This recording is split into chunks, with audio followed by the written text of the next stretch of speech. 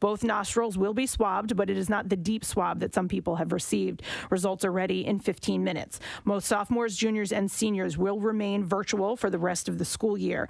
School leaders, however, say they haven't forgot about the seniors. They say seniors will be able to celebrate their graduation at in-person ceremonies this year. The events will be held outdoors in accordance with capacity limits. Free caps and gowns will be given to the students. Those who already paid for their caps and gowns will be reimbursed. And then, like I mentioned, in traffic, starting today, if you take the Walt Whitman Bridge or the Schuylkill Expressway in South Philadelphia, you'll need extra time to get through the new lane closures. Oh, man. So a new construction project will have traffic down to one lane in each direction on the Schuylkill Expressway between Broad Street and Passyunk. The project is expected to last for 4 months through August. The work will include milling, paving, repairs, and drainage improvements. Beginning today, the following ramps will be affected by the construction. So the entrance ramp from Broad Street north to the Schuylkill West will be closed until May 30th. The exit ramp from the Schuylkill West to Penrose Avenue, that will be closed until May 23rd. The entrance ramp from Penrose Avenue north to the Schuylkill East, that's closed as well until May 23rd. And then beginning on May 25th, the following ramps are then going to be affected. So May 25th, there'll be a whole set of new closures. That's the entrance ramp from Passyunk Avenue to the Schuylkill West. That's closed until June 7th. And then the exit ramp from the Schuylkill West to Passyunk Avenue will be closed until May 27th. God. It's already pretty messy down there. I flew out on Friday and I was taking, the Schuylkill and I kind of daydreamed and wasn't paying attention. Ended up heading towards the sports complex instead of the way you normally go to the airport. Right. So I'm like, all right, I'll make a quick detour, whatever. It's no big deal. I'll shoot down Broad and then jump on 95 from there and go to the airport. Broad was closed completely, shut down, and then kind of a funky way to get over to Packer, and it's already a complete mess. So I guess that's all in preparation of this. Well, no, stuff. so they're already doing construction down there. This is just like a new phase of it. So it's a little just more. Yeah, it's just it's pretty crazy down there. So if you're in South Philadelphia or You're never getting out. Walt Whitman Bridge, you're going to be affected by this for sure. Wow. So just keep that in mind. There's new closures in effect. Okay, let's do sports this morning.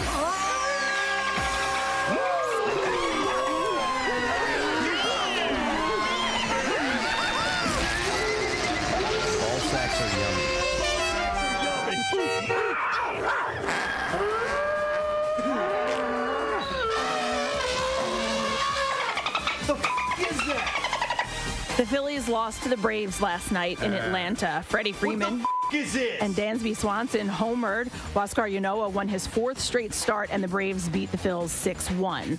Freeman hit his ninth home run, a solo shot, to make it 5-1 in the third as the Braves won their second straight game and fifth in the last six. The Phils are off today before they continue their road trip with a 3-game set in Washington against the Nationals tomorrow night. The Sixers, who have won 8 games in a row and stay on top in the Eastern Conference, are off until tomorrow night when they'll travel to Indiana to play the Pacers. With only 4 games remaining, the Sixers are 3 games ahead of the Brooklyn Nets and 3.5 ahead of the Milwaukee Bucks. And the Flyers wrap up their regular season with a game at home tonight against the New Jersey Devils. Both teams will finish their season out outside of the playoffs, with the Flyers in 6th place in the Eastern Division, and the Devils will finish in 7th. The puck is scheduled to drop at 7 o'clock. And that's what I have for you this morning. All right, thank you very much, Kathy. And today is Monday, May 10th. A lot of people don't know it's Wear Your Neck Brace to Work Day today. Yes, It is. What's happening? You guys didn't get the memo at all? What is happening over there? He's got a little bit of a soreness, and right, you were working over the weekend. So, Kathy, this little neck brace, by the way, I have it like pumped all the way up. What it does is it stretches the vertebrae out. So, they sometimes in my neck tend to kind of pinch and collapse. Compact. Yeah, and compact. You actually look like, and I mean this is it's one of my favorite movies. You look like one of the characters from Dune. Yeah. Well, that's what I was showing you a picture of. Is that what that was? Oh, okay. I don't Beast know. Raban. Oh, yeah, that's who it is. I pulled up a picture of Raban, and I'm like, Kathy was doing news. I'm like, this is you. But Is that what that thing is for, or is that for the airplane? No. That's for stretching out his vertebrae in his neck. It looked like a thing that you would take on an airplane to get a nap. It looks like one of those donut pillow things. Could you sleep with that? Could you use that as a sleeping? It would keep your head up, right? I mean, maybe, probably. Yeah. Look at that. It's got a blood pressure bladder thingy on here to pump it up, and I kind of dig that. Yeah. So is your neck hurting? It was really hurting me on Saturday. Oh, that sucks. Today's not as bad, but I'm playing in the Michael Barkan Healing Hearts golf outing today. Right. Nice. So I wanted to make sure I stretched it out, take some ibuprofen, make sure I'm ready to go. Do you want a massage? I can do it in a commercial if you want. I would love that. All right. Yes. All right. I would love that. Anyhow, we have a few things that are going on. We, number one, are kicking off today the last week of the Preston and Steve Money Clip Contest. So if you have, for whatever reason, been putting it off, I don't know why, because it's so easy. But if you have, this is your week, okay? $500. We get it 2 times in the morning alone, and then it carries on throughout the course of the day, every other hour until 8 o'clock. So don't miss that. We also have cash giveaway for Award of the Week prize, $250 credit to squeezed.com, by the way. Good stuff. Get yourself set and do a juice cleanse. We also have an announcement that is coming up at 7 a.m. This is a concert announcement, so we'll get you the details around 7-ish when we wrap up the entertainment break. And also, we are ready. You want to do this? Yeah. Let's do it. Ladies and gentlemen, we are officially kicking off the Preston and Steve Coolest Teacher of the Year contest. We have done this for a number of years, and we didn't even announce that we were going to begin this today, so we're just diving right into it. And we started this several years ago, where we just wanted to do a little nod to all those hard-working teachers that are appreciated by their students. This is the one thing that I want to hit really hard, is that these award winners are voted upon by their students. So that's all there is to it. I mean, we've seen great teachers come in and out of our lives, and we would like to just do a little nod, a little acknowledgement, and make sure that it comes from the most important source, and that would be the people that are learning from these teachers, the students. So what we do is we randomly draw. We have this actual giant Chinese food to-go container. The way it's been done since time began. That's filled up with the names of local schools, and then we draw them randomly, and then we have you vote for 24 hours and who you think should win the prize. And this year's prize is great. Okay, so first of all, you get the Preston and Steve Coolest Teacher of the Year coffee mug. That used to be all we gave away because it's all we could get. But now we're going to throw in a pair of barbecue tickets. What? Whoa. The teacher will be able to sit in the Coolest Teacher section. What? No way. We will give them a Coolest Teacher t-shirt to wear to the show. Dude. So they will be amongst all the other coolest teachers. That's amazing. And we can do it mainly because it's going to be in the fall, so it'll be later on. It's not like right away. And we're also going to give you a $25 gift card to Acme Markets, fresh food, local flavors. You know what? This allows me to say to all the past winners, you got robbed. Yeah, you did. No, it's evolved. It's evolved. Yeah. It's getting bigger, and we are happy to do this. So, you guys ready to do this? Absolutely. You take the first. You want me to take the You first? have to. You're your first name in the show. All right. I will reach in here, and we'll grab our first school, and then I will tell you how you can vote, because we've made it a little bit easier. All right, so. I'm excited. This is great. The first school is not too far off from where I live. Upper Perkiomen High School in Pittsburgh, Pennsylvania. Upper Perk. It's up to you guys to tell us who you think the coolest teacher of the year is. Now, here's what you got to do. You just text the word teacher to 39333, and then we send you a voting link. Boom. That's all there is to it. Or you can go to PrestonandSteve.com and go to the voting link there. So no more having to text the name of the teacher and all that stuff. It's a little bit easier this time. So just text the word teacher to 39333. We will send you the voting link, and then you take it from there. It's very simple. So Upper Perkiomen High School in Pennsburg, Pennsylvania. You get to vote for the coolest teacher. You get 24 hours. So we will continue to mention that through the course of today's show and make sure that we get people on board to vote, which is cool. So, and we're off and running. Yes, we are. How about that? And what an interesting year it has been as far as teaching goes. So it's all over the place. It may look a little bit different this year, but there have definitely been a lot of people who have taken the position that they've been, or the situation they've been handed, and they've tried to make the best of it. So let's see how it works, how it has worked for you. Upper Perk High School. Let's get you to vote. All right, I think I've covered everything. Yeah, oh yeah. Let's take a break, come back in a second. The entertainment report and the stupid question are on the way next, so don't be going nowhere, because we'll be right back.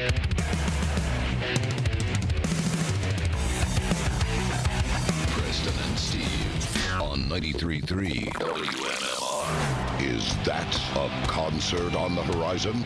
Oh, not just a concert. It's a full-day rock festival. MM Barbecue 2021. Saturday, September 25th, BB&T Pavilion. Jane's Addiction. The Offspring. Hall of Famers, Cheap Trick. Lawn tickets start at just $25. For an entire day of everything.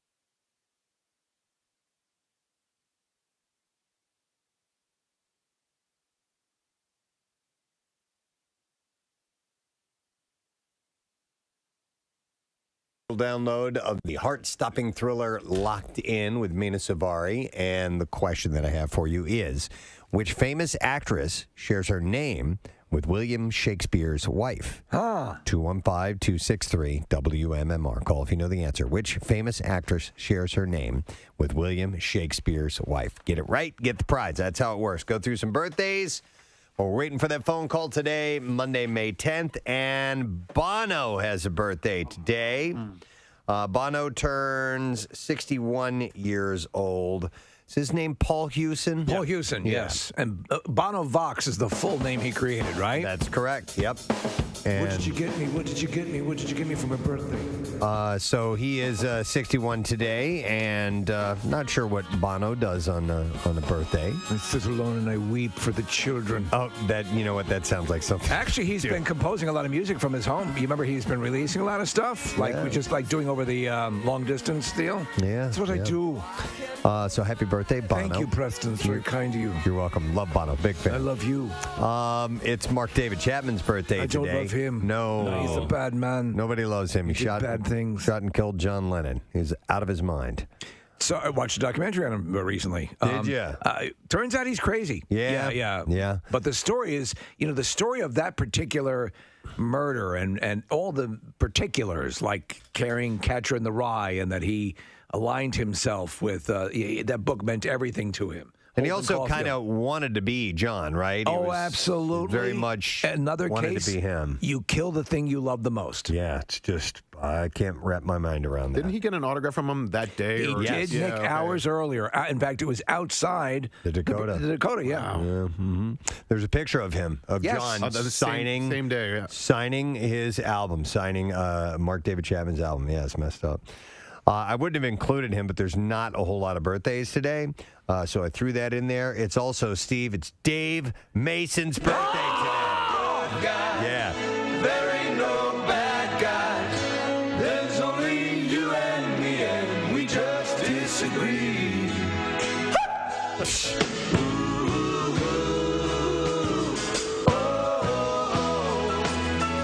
Great song. He didn't write it, but it's a great song. Yeah, we had him on the air one time, and we didn't know he didn't write that song. Look, you can barely hear me. I'm way in the background.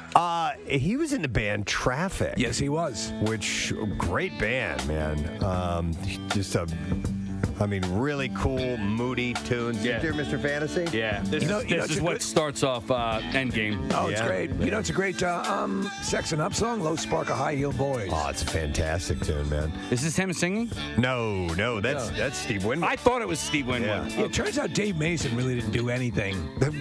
Yeah. Except we just disagree. Yeah, that's it. That's a great song. Yeah, I disagree. Dave Mason is 75 today, so happy birthday.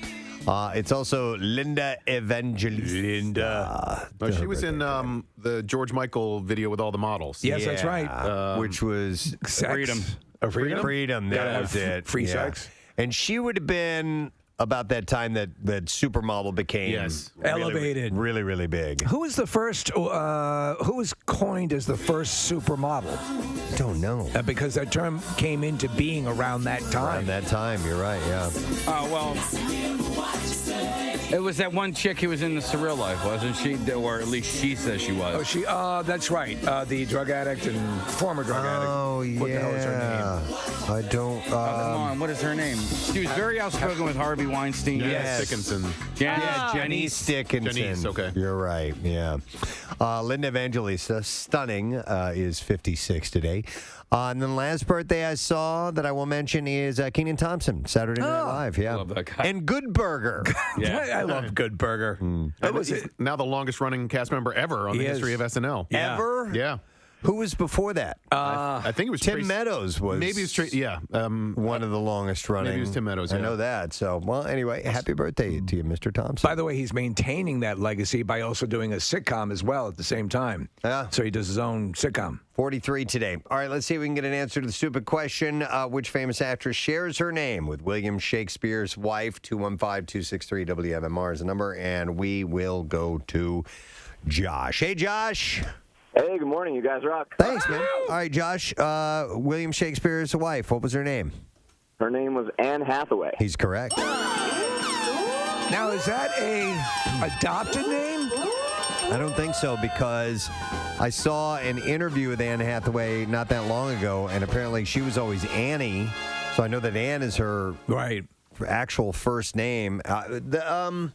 That's a good question, Nick. Could you look up and see if Anne Hathaway, if that's her birthday? Jacqueline Hathaway. Yeah, there you go. That's her birthday. All right. So maybe I'm sure she was named after her, probably. Yeah. All right. So Josh got it right. We are going to give him a digital download of the heart-stopping thriller Locked In, starring Mina Savari and Costas Mandaler. And it's a hostage that must stay one step ahead of her captors in their hunt for stolen diamonds. If she has any chance to escape alive, you can buy or rent it tonight's rated R from Paramount Pictures. Here's a fun fact about Anne Hathaway, the actress, which I didn't know until just now. Her maternal grandfather worked at WIP AM. What? Which was a radio station here in Philadelphia. She did that laugh, and she was also named after Shakespeare's wife. But yeah, so she has roots in Philadelphia radio. That's very cool. Nice. A lot of celebrities recently have been having exposing their ties to Philadelphia. Yeah. I'm going to go through the box office this weekend. Number one was Wrath of Man. Good. It made $8 million with Jason Statham. And that's, were we talking to? Yes, we were talking to McEnany. Thank you. McCallany. You also have Demon Slayer, followed by Mortal Kombat. I have to admit, I have no idea what Demon Slayer is. Godzilla versus Kong. Then you have Raya and the Last Dragon, followed by Separation. Here today, Nobody, The Unholy, and at number 10 was Tom and Jerry. We'll start with the Royals for a little bit here. Prince William and Prince Harry are still at odds. Sources tell Page Six that the pair insisted on giving separate speeches at the unveiling of a statue. But at the same time. Of their late mother, Princess Diana. Insiders are concerned that they're not putting on a united front. Wow, I thought that would actually take a better turn after the death of Prince Philip, but apparently not. They were widely expected to reunite in July for the unveiling. And according to a source at The Sun, they said you might have thought that they'd go for a joint statement and speech, but that's not the case. Each has insisted on preparing their own, so that's how they work that out. Followers of the royal family are wondering if Prince Charles meant to snub Meghan when wishing her son and his grandson Archie a happy birthday. According to a photo that he captioned himself with his son Harry and grandson Archie, it said, "Happy birthday to Archie, who turns 2 today." Followers noted that Meghan was noticeably absent in his dedication while she appeared in other royal birthday dedications. Did he mention his grandson as well, or just? Yeah, he mentioned Archie. He said, "Yeah, happy birthday to Archie, right, who turns 2 today." Okay, so did he mention his son? There was a picture. It was a photo of himself with his son Harry and grandson Archie. So she wasn't anywhere. He was in it. This would be the perfect situation. Trying to read that. No, Meghan. Charles is reportedly fuming over Meghan and Harry's tell-all with Oprah. Jersey Shore star Ronnie Ortiz Magro is speaking out about mental health after the Los Angeles District Attorney's Office downgraded his felony charge of domestic abuse against his girlfriend, Sapphire Matos, to a potential misdemeanor. On Instagram stories, he shared a quote that said, "It's okay to feel unstable. It's okay to disassociate. It's okay to hide from the world. It's okay to need help. It's okay to not be okay." Man, he's a good writer. Your mental illness is not a personal failure. Inspirational words from Ronnie Ortiz Magro. It's okay to be upset. It's okay to be sad. It's okay to be hungry. It's okay to be sleepy. It's okay. It's okay to be hungry. It's okay to be horny, too. It's okay to be horny. Yeah. Is it okay to put But it's never okay to be late for supper. No. Yeah. Is it okay What's to that neck brace? I'm not wearing a neck brace. Sorry. What's that neck brace? I was going to ask if it was okay. Never mind. Okay. All right. Never mind. We're going past this part. Go past this part. By the way, Case, have you seen him lately? No. I think he's had cosmetic surgery. Oh, really? I wouldn't be surprised. I think he's had cosmetic. He looks different. He looks different, not in a way that weight loss would make you look different. He was previously arrested multiple times for abusing his now ex, Jen Harley, with whom he shares a child. He was hit with 7 misdemeanors, including domestic violence, back in 2020. He's a raving lunatic. Ginger Duggar Vuolo and her husband, Jeremy Vuolo, are horrified by the latest accusations leveled against her brother, Josh. The father of 6 was arrested on charges of receiving and possessing child pornography 6 years after the story of him allegedly molesting children, including a few of his sisters, became public. What a mess this guy is. Insiders tell people that they are horrified and disgusted, and the source said, being a family themselves, the idea of these kinds of charges against Josh are a horrific thing. Ginger is having a hard time coping with it. Though the scandal has taken an emotional toll on the couple, according to the source, the Counting On stars are focusing on their own family, including daughters Felicity and Evangeline. Well, you figure if you have 50 kids, you're going to have a stinker in the group, right? You have to. I mean, just the law of averages, yeah. At what number are you more than likely to give birth to a serial killer? Yeah, it's a good question. I don't know. Stop at 25. This is so gross, though. He's disgusting. It's incredibly gross. And he looks like the exact guy you would think of as a pedo. And there's a track record. Yeah, it's terrible. This was sad to see. Steve and I were texting about this weekend. Tawny Katane. You know her from rock music videos over the years. Bachelor Party, starred with Tom Hanks in that movie. She was his fiance. She was great in that movie. She passed away. She was 59 years old. Oh, wow. The Orange County Coroner's Office said that she died at her home in Newport Beach on Friday. The cause of death was not immediately released. She was, was she the one that they said was dead a few months ago? No. Who was that? No, that was a different one. I know who you're talking about. Oh, it was the different hot redhead, right? The chick from Beastmaster by any chance? Yes, Tanya Roberts. Tanya Roberts, that's okay. She had gone into the hospital. They prematurely announced her death. Right, and then she died. Yeah. Her daughters, Winter and Rain, confirmed their mother's death on Katane's Instagram account. They had written, we just want to say thank you for all of you, her fans and her friends, for always showing her such support and love. You gave her life every day. Tawny Katane was a classic, one of the babes of that time. So she was a stunner. Yeah, and I myself, I remember I would try to replicate her moves. I would dance that same way on my Pinto. Right. Yeah. Not the same. No. She did it on a Jaguar, but... Right. So she was on the cover of 2 albums for the band Rat, by the way, and several music videos for Whitesnake, including this one, of course, the huge hit song in 1987, and she's, on top of the hood of the car and looked unbelievably gorgeous. She was married to... David Coverdale? David Coverdale for a while, yeah. Of course, like I said earlier, she was a fiancé in Tom Hanks' character in Bachelor Party. Which she was really good in, She was great. the way. She was really good. Yeah, and she was on an episode of Seinfeld. She played Jerry's girlfriend in a 1991 episode. A bad actress. Other TV credits included a stint as a co-host on America's Funniest People and on the reality shows The Surreal Life and Celebrity Rehab with Dr. Drew, in which she revealed her struggle with substance abuse. So that's, that's what's in my mind as she, the story of her dying at 59. Wasn't she married to a ball player as well for a while? And it was very tumultuous? Yeah, she was also married to a guy named Chuck Finley. Mm-hmm. Was he a big star? He was a really strong starter for a number of years. Yeah, he may have won the Cy Young, but there was allegations of physical abuse in that. Yeah, from her to him, wasn't there? I believe so. Yeah, it got bad. So they had 2 daughters. Coverdale tweeted on Saturday, "My sincere condolences to her children, her family,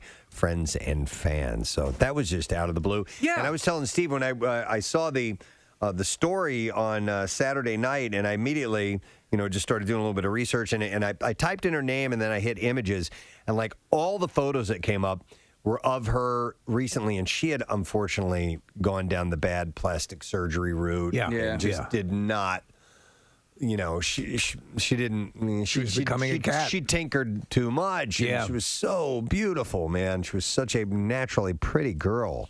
But nonetheless, sad at that age, man. Terrible to hear. All right, we need something lighter than that, so this will certainly fit that bill.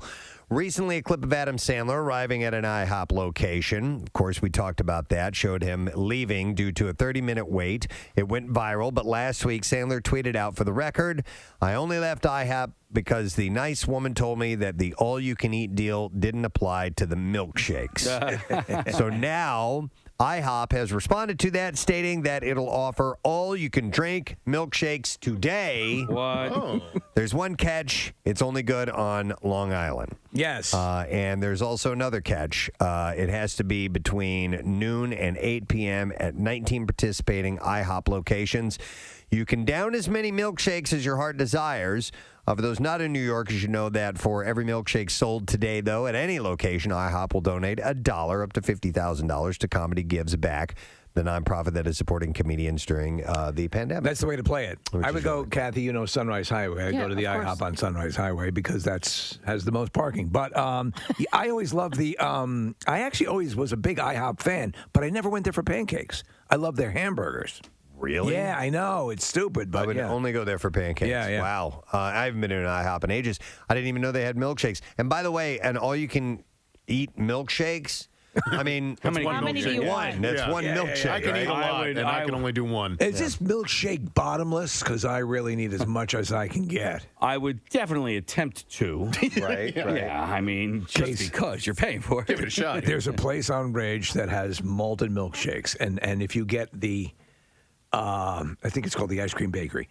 If you get the large one, you're gonna die. Yeah. Your heart will cease. It's too much. I used to love going to Ruby's Case because they would give you the milkshake in the glass. Yes. And then they would hand you the cup, the mixer that still had a lot left in it. And Friendly's you would did that. essentially get two of them. I loved it. Nifty 50s does that as well. Yeah, I think it's an old school diner type of thing. Ponderosa, that was a chain, was Yes, it not? it was. Okay, Absolutely. Because when we were in grade school, they had a all-you-could-eat ice cream bar, and we would go. One person would buy it, and then like Oh my five God, of us. seriously? Yes. They always We were scam it. 12. We didn't, Yeah. So we stole ice cream. Essentially, is what would happen. One person would Now buy it. they're out of business. Look what you did. We put them out of business. I kind of miss those steak chain places that were like you walked up with your tray and counter and you just pick it and they'd load it up, but they would cook your steak fresh for you and it would be done at the end after you ordered it, but you got all your sides on the way. You ever go to Haas's? No, I've never even heard of Haas's. Yeah, I there were like 5 of them in the state, and there was one near college. So, case same thing, all you could eat ice cream, but it was a cheap way to get a relatively decent meal. But all you could eat, so many things on the menu. Well, that's similar, and I think it's still around. If you go to like Texas, when I go over to visit my dad, there's Morrison's and there's Luby's. And it's exactly that, Preston. Down with the tray. Bend over. Yeah. Here's your lubie. You're going to get lubed. I used to work at a place when I was in high school called York Steakhouse. It was just like that. It was, and I loved it. So we had the flip of the coin after church. There'd be like a Ponderosa, and across the parking lot was the McDonald's. And so, which one are we going to today? That's a perfect Which one does after-church Jesus place. want us to go to? Juliana Rancic is leaving her post of E's red carpet coverage. Oh, really? That's a significant loss as far as I'm concerned. She said, after 20 fabulous years hosting E's red carpet, I have decided to step out of my red carpet heels into a new pair of shoes. She said, one of my passions is great storytelling, and I'm thrilled to announce a new development deal with E's parent company, NBC Universal, where I will be producing and bringing stories to life. I like stories. She said, to my E family, thank you for allowing me to make my red carpet dreams come true for the past 2 decades. It's truly been a highlight of my career and life. She has been at E on and off for 2 decades, beginning as an E correspondent and becoming co-host of E! News in 2005. She previously left the show in 2015 to focus on family, returning in 2018 and exiting again in 2019 ahead of the relocation of E! News from Los Angeles to New York City in January 2020. She had like her... She had cancer, right? Yeah, she did. She beat it. Something. She beat it. Yeah, but no, she had her own show. I don't know if it was like a reality show or it was something where you... Her husband was one of the first Apprentice winners. Oh, so okay. and so they were like a celebrity, the reckoning of a celebrity couple. But I feel like this red carpet stuff is really what elevated her to her status. Where she was on with Joan Rivers and all that stuff. Yeah. So they would all assess people's wear and gowns and crap like that. And she was good at it because despite not appearing on E! News regularly, she continued to host the Live from the Red Carpet coverage because she did a good job at it. When E! first came on, the cable channel, E!, when it first originated, was it 24-hour entertainment news or what I'm trying to remember when it first came on. It's been around, it seems like forever. Right. But they weren't, it didn't seem to me that they debuted with a whole bunch of original programming. I don't remember all the, I think it was mainly just reporting on what celebs are up to and Talk Soup and stuff like that. Right. I think that might have been part of the early program. I'm not sure, Steve. You'd have to look up the wiki page. Bravo used to be all snooty programming, and now it's Real Housewives. Right. Yeah. Totally. Elon Musk hosted Saturday Night Live and delivered a classic opening monologue. We have some clips from that. And a surprise twist at the end. He said that he was the first SNL host with Asperger's syndrome. And then he said, or at least the first to admit it, which is supposed to be a reference to Dan Aykroyd, who's a member of the cast, hosted in 2003 after leaving. And Aykroyd also has Asperger's, and which is why he's kind of an interesting character. Well, the thing is, and I was thinking about this, Amy Schumer's husband has Asperger's as well. And the thing that I was reading is that there is a level of focus that comes with this. And when you look at what he has been able to achieve in his life and the way his mind works, this is obviously something that fuels that, you know? I think he did a solid job. So do I. I think his monologue was, well, obviously it was written for him, but his delivery in his way was solid. Give a listen and tell us what you think. It's an honor to be hosting Saturday Night Live. I mean that. Sometimes after I say something, I have to say, I mean that. So people really know that I mean it. That's because I don't always have a lot of intonation or variation in how I speak, which I'm told makes for great comedy. I'm actually making history tonight as the first person with Asperger's to host SNL.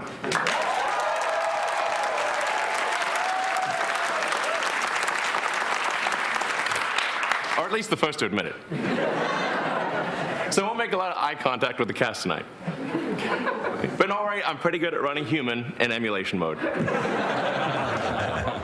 And then he talks about his son's name. So, yes. Let's hear that clip. Here we go. SNL is also a great way to learn something new about the host. For example, this is my son's name. They show a picture of it? It's all the figures and stuff, yeah. It's pronounced cat running across the keyboard. He had a really, really funny line during that monologue, but the line itself was funny, but it was the looks that he did afterwards that were really funny. I wish I could remember what the joke was, but he worked well with his material. Yeah. So that was solid. And he did character stuff, and he was even, there was a like a Mario Kart skit, and he was doing the accent, and he was in there. He was Wario. Yeah, what was Wario? On trial. It was pretty funny. And then we have a clip of a sketch they did called Murder Dirter. Oh, my God. The best. I had this sent to me so many times over the weekend. I watched it on Saturday night. It was great, and it's sort of based on Mayor of Easttown, but man, is it funny. Okay, we have several clips of this. It's long, but it's well worth it. All right, here we go. Would you guys quit eating Wawa hoagies over the body, please? Sorry, Ross. From the makers of Mayor of Easttown and It's Always Sunny in Philadelphia comes... No, is it my dirter? And when she's murdered. They murdered my dirter? I'm afraid so. My daughter had a baby daughter and they murdered her! Murder Dirter, an extremely Pennsylvania crime show. I got you a Yingling and a cheesesteak to take the edge off. Oh, thanks, Care.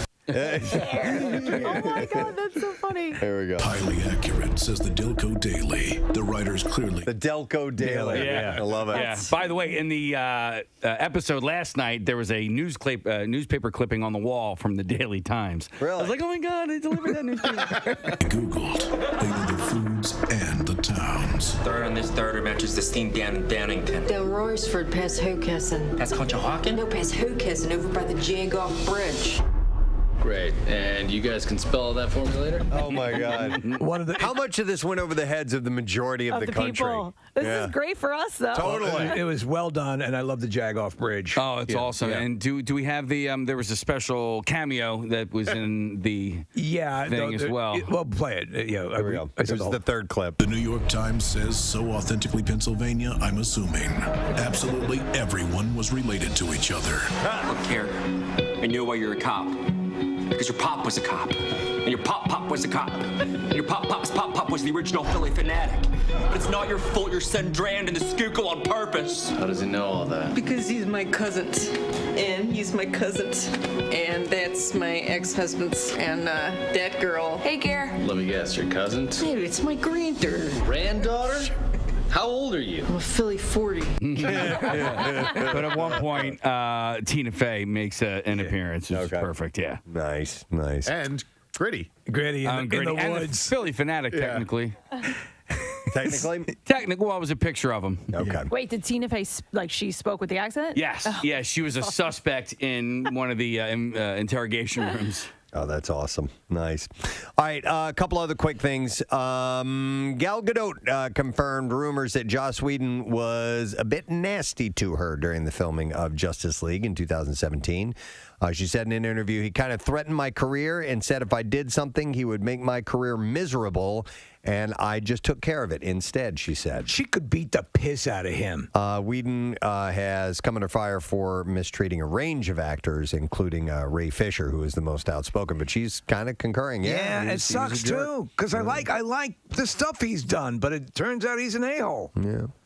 Let's see. Emma Thompson says that turning 60 really helped her find herself. In an interview with British Vogue, the two-time Academy Award winner said, she's 62 years old, said, I think what I feel principally now is free in a new chapter of life. I am uncomfortable trying to look slim and fashionable because I am not, and now it's allowed that I am not. I love being bloated and veiny. She said that she'd rather perform than pose. She said, I fancy a bit of fun. I like her a lot. Yeah, she's cool. Who got that interview? That was that was British Vogue. Okay. There you go. I don't get British Vogue, damn it. All right, and then one more thing. Kim Zolciak Bierman. Yes, you know this name, Preston. Her Don't Be Tardy show has been canceled. No! Yeah. Oh, man. A show I've never heard of before. It's canceled after 8 seasons on Bravo.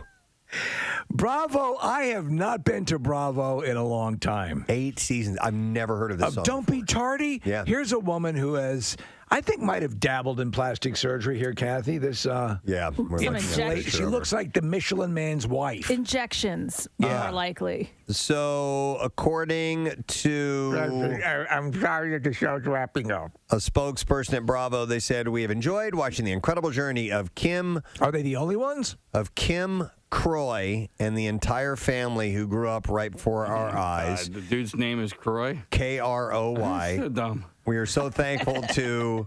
It is. It's a dumb name. To have... Well, there's more. To have had the opportunity to share the life and touching moments with our audience is not returning. So 8 years. The show followed her life of Kim, her husband Croy, daughters Brielle, Ariana, and the youngest Bremans are Kaya, Kane, Cash, and KJ. Oh. Which ones do you think they had together? Not Brielle and Ariana. No. Just Kaya, Kane, Cash, and KJ. Yeah. The other two, I think, were probably from another relationship. I'm guessing. Have alliteration. Yep. So I know you're all upset, but that show's over now. I'm just stunned. Yeah. 8 years of a show that I had absolutely no idea existed. 8 years. And actually, one more story, because we do have a little bit of time here. So, an original Star Wars Episode 5, Empire Strikes Back script, which revealed how the pivotal plot twist was hidden from actors, smashed auction estimates to sell for $32,000. It once belonged to David Prowse, who played Darth Vader. He was the guy in the costume, as we've said many times before. So the script hides the final revelation? Correct. I think Nick has mentioned this before. Yeah, we talked about it when David Prowse passed. Yeah. I remember, Preston, you brought up this auction because there's some pretty cool items on there. Yeah, so the script was marked Vader at the top of each page. The incomplete script was auctioned by East Bristol Auctions in the UK last week. Vader's most famous lines to Luke Skywalker, "I am your father," was left out. The script provided to Prowse omits. What the hell is the this script thing? that he got omits. Oh, he gave to him. Provided to Prowse. omits the key revelation and shows different lines in its place. Do you know what it said? What? The original line is, where do you want to go to lunch? No, the original line was, Luke, we will be the most powerful in the galaxy. You will have everything you could ever want. Do not resist. It is our destiny. Well, that's a longer line. But it would make sense, and he could still react that way, I guess. Right. So his script was the top earner during the Star Wars-themed auction that netted a total of about $500,000. Other highlights included a signed Mark Hamill photo. We have the original line that got the screen, Preston. Okay. I have no underwear. Oh, wow. And signed Carrie Fisher photo and a cast list of and a replica lightsaber sold as well. No Imperial probe droids there. Shut up!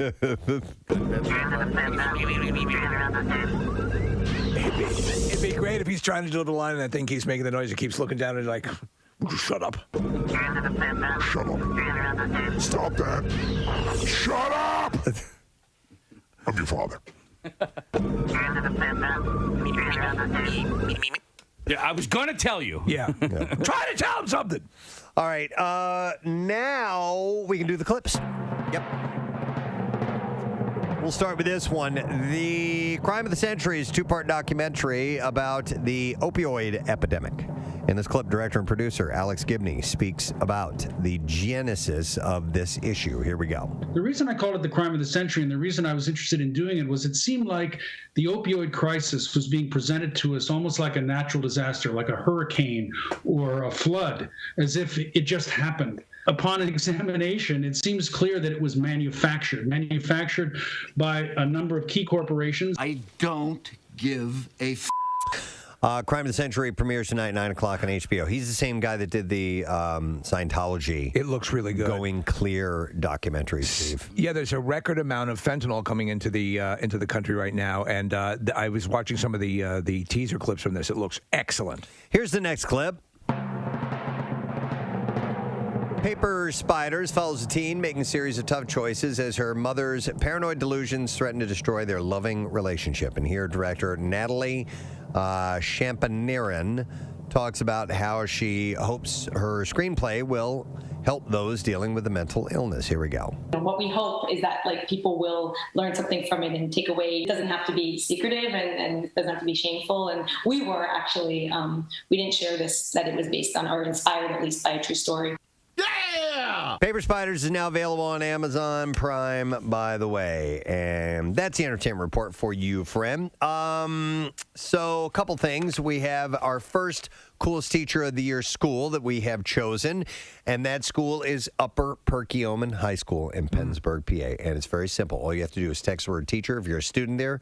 Text the word teacher to 39333. We will send you the voting link so you can then fill in the name of the person you think deserves that. And we have new prizes this year. We have, of course, the official Coolest Teacher of their coffee mug. We have a pair of MMRBQ tickets to sit in the Coolest Teacher section, a Coolest Teacher t-shirt to wear to the show, and a $25 gift card to Acme Markets. That's for insane. local flavors. Yep, absolutely. So Upper Perk, it's up to you guys. Now, we have a concert announcement coming up. Yeah. It says 7 o'clock. Anytime after 7. All right, so you want to do it at the top of our next break? Or For sure. Okay, all right, so why don't we do that? Tease them. We'll take a break, and we'll come back with that information. And also, don't forget, friends, final week for the Preston and Steve Money Clip. The money can be yours, but you got to play to win. We'll be back in just a moment.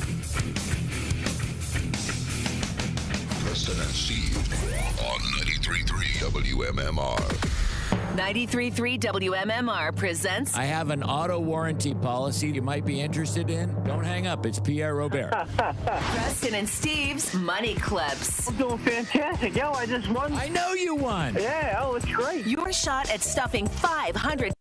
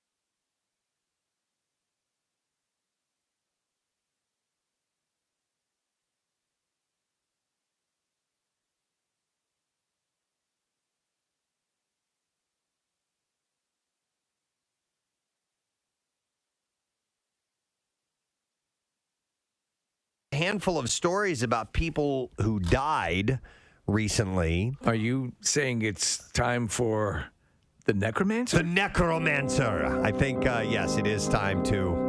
From the crypt he comes, the bringer of news of death. He is the necromancer. Right this way. So, we'll start with, we already covered one earlier. Notice his gray pallor and his languished tone. There was a gentleman named Helmut Jean. Yeah. I guess is how you say his name. Or Helmut, Helmut. Is that Helmut? Yeah, Helmut. And Jan is maybe how you pronounce his last name. Jahn. He was a German-born architect, and he was the gentleman who designed One Liberty Place. Oh, wow. In the Philadelphia skyline. He changed the skyline. And you know what? People come down here, and I always hear it from people who are visiting. Wow, your skyline's really cool. It's a nice looking skyline. Yeah. Some cities do not have that. It didn't used to be. It didn't used to be, right. No. So he was instrumental in changing that around, Nick. Him and Willard Rouse. I mean, I remember, Casey, I'm sure you do too, but growing up, that was a huge deal when that announcement got made that they were going to go taller than Billy Penn. And when Liberty Place was going to be created, there was a lot of controversy. There were some traditionalists who didn't want that to happen. I think it's for the better for the city. I think the city looks a lot better with the result of Liberty One being up there. He was 81 years old. By the way, he died on Saturday. Yeah. He was riding his bike in Chicago. He was struck by two cars. Oh, man. Oh, my God. No. Horrible accident. God. Yeah. Right? Yeah.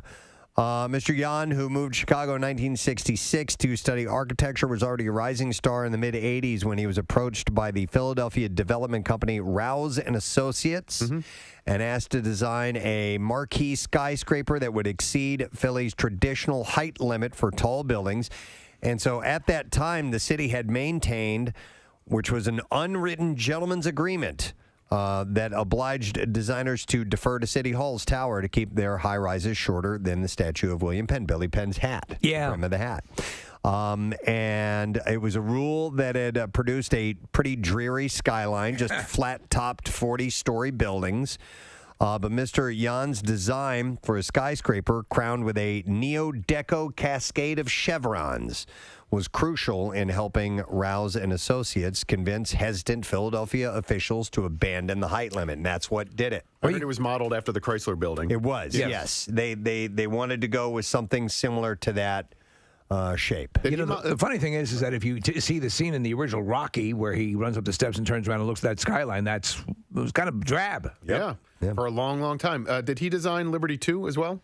I don't think so, Nick. No, I don't think. I think I was reading a little bit further on, and they moved on. That was Lauer and Associates. Lauer and Associates did the Liberty Gary's 2. father. It's funny. For as much as I like Liberty 1, I always thought Liberty 2 looked a little stunted. Like it looked like a twin tower that didn't quite reach its potential. Yeah. Well, you know what you want, at least. And listen, I'm pre-med. I'm not an architect, but I can tell you this. I like that sort of ascending. The crop of buildings in the middle of the city to be the tallest, out. It gives it character. Jan Helmut was the architect for Liberty too. Okay, I was incorrect. Thank you. They do have a similar appearance, obviously. They look like, kindred buildings. But any other building at that time, it was twice as tall as any other building in the city. It wild. was completed in 1988. It was 945 feet tall. It's wild to be in the Comcast, either of the two, looking over at that, and because obviously they blew that out of the water. Yeah, Liberty One has the observation deck up there now, and it's great. I did it 2 or 3 years ago, and you get obviously great views. And we got to do the new Comcast building a couple of years ago, and that was really fun as well. I love being able to get up high in any city. It just gives you such a cool perspective. There's a great writer. Her name is Inga Saffron. She writes about Philadelphia architecture, and she'll find really weird old buildings in Philly. I mean, there's so much interesting architecture in our city. Some of it's bizarre. Some of it's, quite frankly, hideous. But she wrote about Helmut Jan's passing yesterday and paid a nice tribute to him. So with that building standing the way it did, it single-handedly reoriented the Philadelphia skyline and shifted the visual center from City Hall to a little further out west. While Mr. Jan had built signature skyscrapers in many other cities, all in the same neo-deco style. One Liberty Place is still considered his finest high-rise. You guys ever eat at R2L by any chance? I did. Yeah, It's yeah. really Shell cool. and I had dinner there one night. It was awesome. Man. Yeah. Yeah. For those of you who don't know, it's a restaurant basically at the top of 2 Liberty Place, and it's a fine dining establishment. But I mean, just these It's beautiful. It's as good a view as you could possibly get. Well, now I love that. Yeah, now that the Four Seasons is at the top of the second Comcast tower, that adds another restaurant. Yeah, I dig those top of the world sort of views. I'll say this, the look of. I mean, lit up at night, the city looks phenomenal. Yeah. And I'd like to see more popping up like that. You guys ever been to a rotating restaurant before? I love them. I remember as a kid, we went to one. I forget exactly where it was, but I thought it was like you're at an amusement park. You almost raise your hands up as you're going around, but it's so awesome. It's weird. The whole floor spins around. Yeah. I think the Space Needle in Seattle does. It does. Okay, yes. yeah, and I've been up in that one. Nice. The Purple Orchid does as well. Yes. Purple Orchid spins. The entire thing spins around the center pole. I didn't know that. If the Needle in Vegas does, then I was at that one. Is that the one that has a roller coaster? Yes. Well, it might now. Okay. It didn't when I was there. Could you imagine, though, on this thing and what he was doing, what this gentleman did? That because I went to a school that was broadcast and media and architecture. Those were the 2 main thrusts of this school's curriculum. And you'd see these, to do something, to first a blueprint, a drawing, and then a rendering in a smaller scale, and then see that become a full-blown, huge building has got to be something amazing. Anything that goes from design to commercial release. I'm blown away by concept to schematics and all the things that need to be put together and taking those steps to eventually prototype. And I'm fascinated by that. Think about when you did your house, when or Kathy, when your houses were being built and you were selecting things like doorknobs for the bathroom. Think about that on a high rise. I think I cried when I was picking doorknobs. I was like, I don't know. I can't do this. I don't know what. There's so many options. Listen, this is 90 stories. Make a decision. You know what? Where my mind goes to on occasions when I think about creation of products and things like that. Or so like I remember looking at like my refrigerator and going, okay, so the handle on that refrigerator had to be created, and it had to be made with a machine. But they had to make a machine that could make the handle, and they had to make a machine that could make the machine that could make the handle. To make the parts for the machine. Yes. And that should blow your mind. Yes. A lot of times it doesn't. You should just sit. Every time you go home, you should get on your knees and kiss the floor. Damn right. For all the craftsmanship that went into it. So some sad news. R2L has closed permanently. The one in 2 Liberty. Yeah. And then some people are texting in saying that the observation deck in 1 Liberty is closed, although I don't know. It closed because of the pandemic last year. I don't know if they plan on reopening that or not. It closed in September of last year. There are plans, Nick, to keep one of the, like at the top of the Four Seasons, that the restaurant remains in place, but the entire city will rotate around it. Okay. So, but they're trying to figure out how they will pull that off. It looks like this closed last June, Nick. So we're right on top of this. Michael Klein had written that. But I mean, listen. R2L did, yeah. Yeah, so. Do you know people who freak out? Like anyone who has any issues with height, if you go to a revolving restaurant, it's gonna be extraordinarily bad. There's been a couple of times where I remember being at this restaurant. Was it RL? R2L, and getting kind of that vertigo sensation when I got up to go to the bathroom, and walking by, because it's all the way around. You can see all the way around. It spins at about, 30 miles an hour? No, this doesn't spin. Oh, okay. But just walking and being up that high, because I'm not used to being up that high. I would love to. That's what we need to do, Preston. Before we end our broadcast careers, design a rooftop restaurant that revolves at 30 miles an hour. Well, wouldn't that be awesome? So that Well, you know what? All your drinks are served in an angled glass because the centrifugal force so they're all pushes the liquid sideways. So. But all right, so here's a different take on the spinning restaurant, and they this was purchased for me last year, but because of the pandemic, it didn't actually happen. but the Ferris wheel at Maury's Pier, they do breakfasts there. Do they? That's pretty cool. Yeah. I like that. I like it that too. Okay. Well, anyhow, this gentleman who was integral in the recreation and reimagining of the Philadelphia skyline, Helmut Jahn, has passed away. 81 years old in a tragic accident, too. That's terrible to Yeah, and hear. apparently he was fit. He was out riding his bike. Yeah. All right, somebody else died. It was sad to hear this guy's passing, but Someone else has hurled off the mortal coil. Yes. Who will that be, necromancer? A gentleman by the name of Paul Van Doren. I'd never heard of him before. Why does that sound familiar? Well, it wouldn't be because of what he did, because it's just one of those things you're like, oh, really, that guy? Co-founder of the Vans Company. Whose iconic Southern California sneakers were beloved by skateboarders and became an international success. He died. He was 90 years old. And I don't necessarily know if you can call it a resurgence, but I'm just going to say that Call it a comeback. They have had a major resurgence over the past year or two. Yeah, right. Yeah, I'll go through the story because they there was a time when they went bankrupt and it was going to be gone, and they bounced back, and now they're just huge again. Is the Vans store still in there's no? Yeah, at the Philadelphia outlets, there's a Vans store. Okay. Yeah, and there used to be one in KOP, right? But it's not anymore. I don't know. Okay, not sure. So the company, based out of Southeast Los Angeles, announced Van Doren's death on social media on Friday. They didn't provide any details.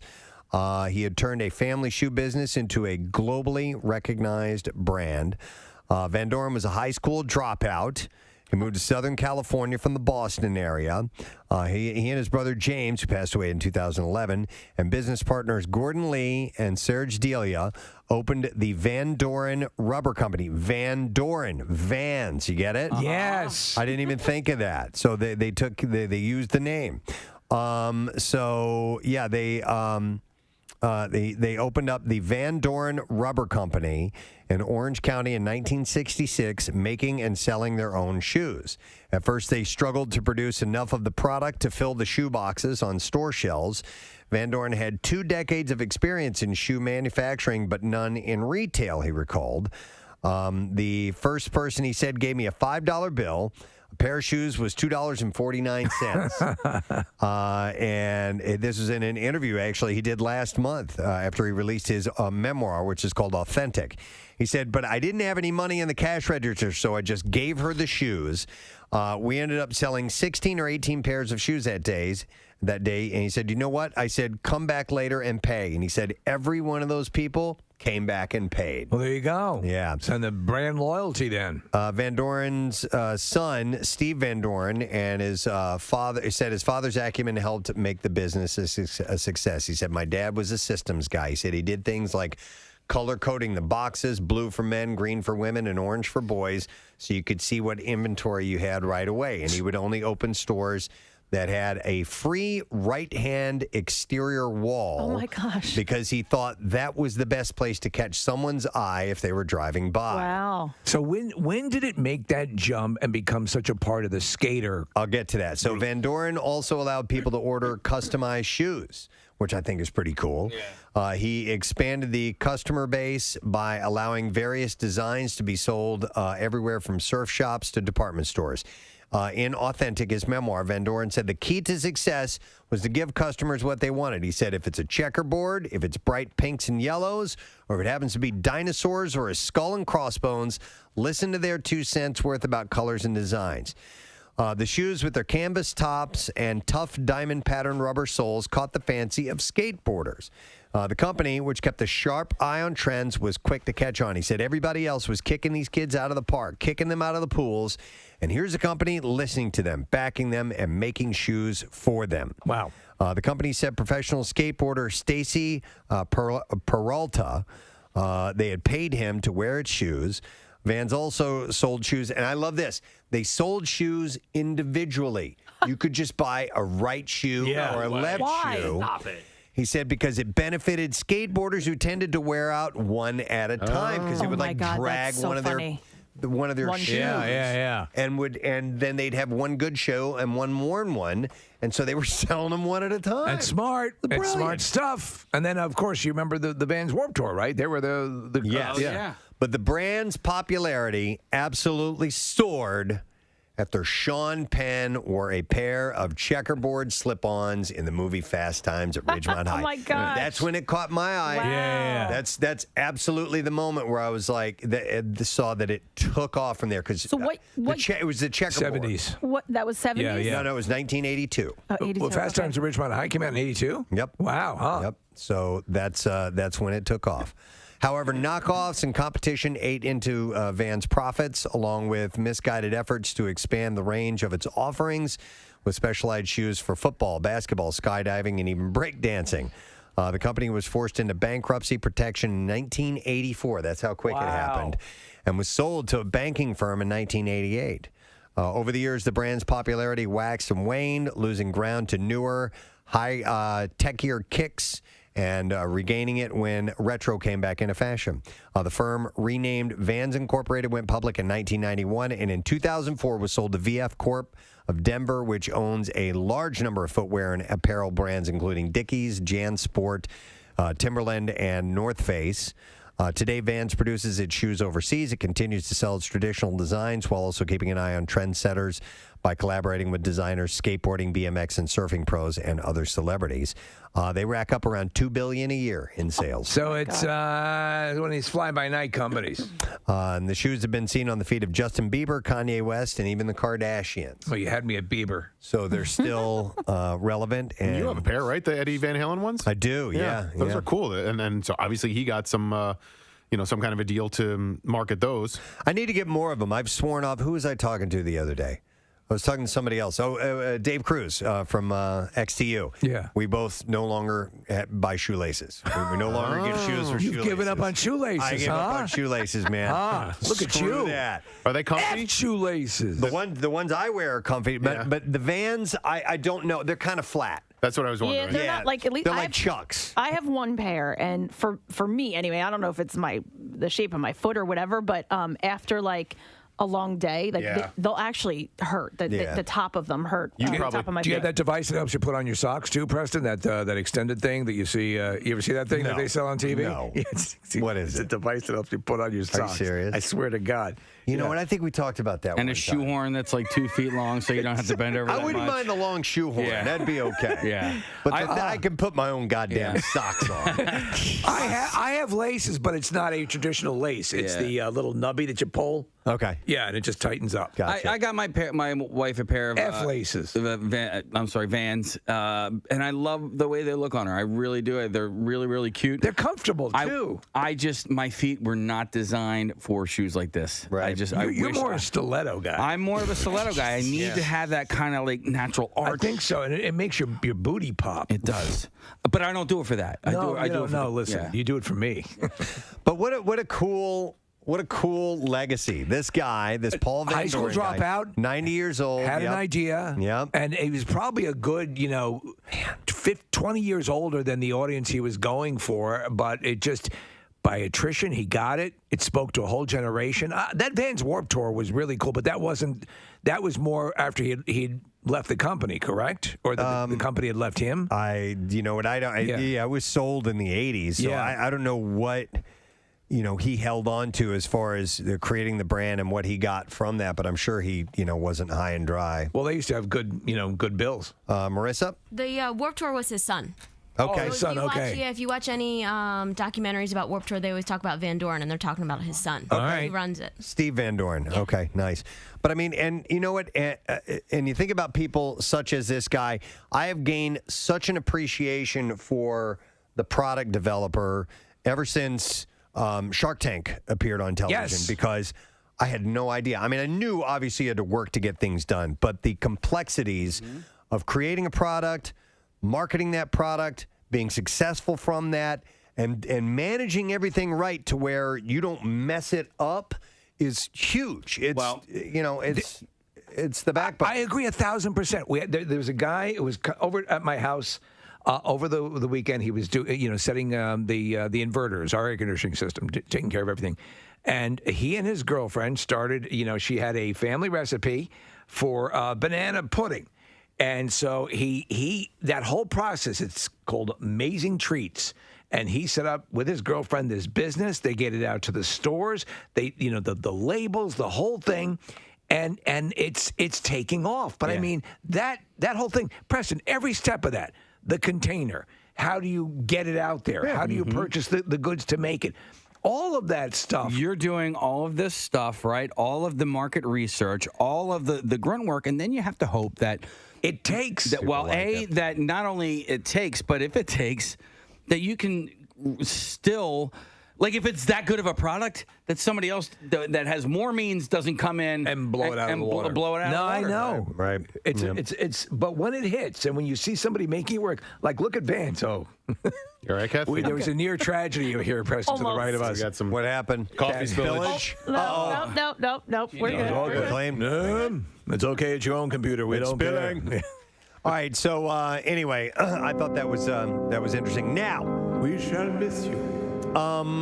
We only have time, a little bit more time, right? Just a little bit of time. So I'm not going to talk about someone who died. I had Marissa grab a couple of excerpts since we're talking about people dying and death. Steve sent over a video to me of a mortician answering people's questions about his job. And they're good questions. They were. I only got a chance to see a couple of them, and so I told Marissa quickly, could she just grab a few excerpts of this so we could hear him answering these questions. So I don't know what all she grabbed. I think this is Vice did this, I think. So these are very, very short. So this says, mortician was asked, did you include the questions, Marissa, or just his answers? Yes? Okay, let me play this clip and see what it says here. Hang on. When we have a deceased loved one, they're going to look very, very pale because the blood has stopped circulating.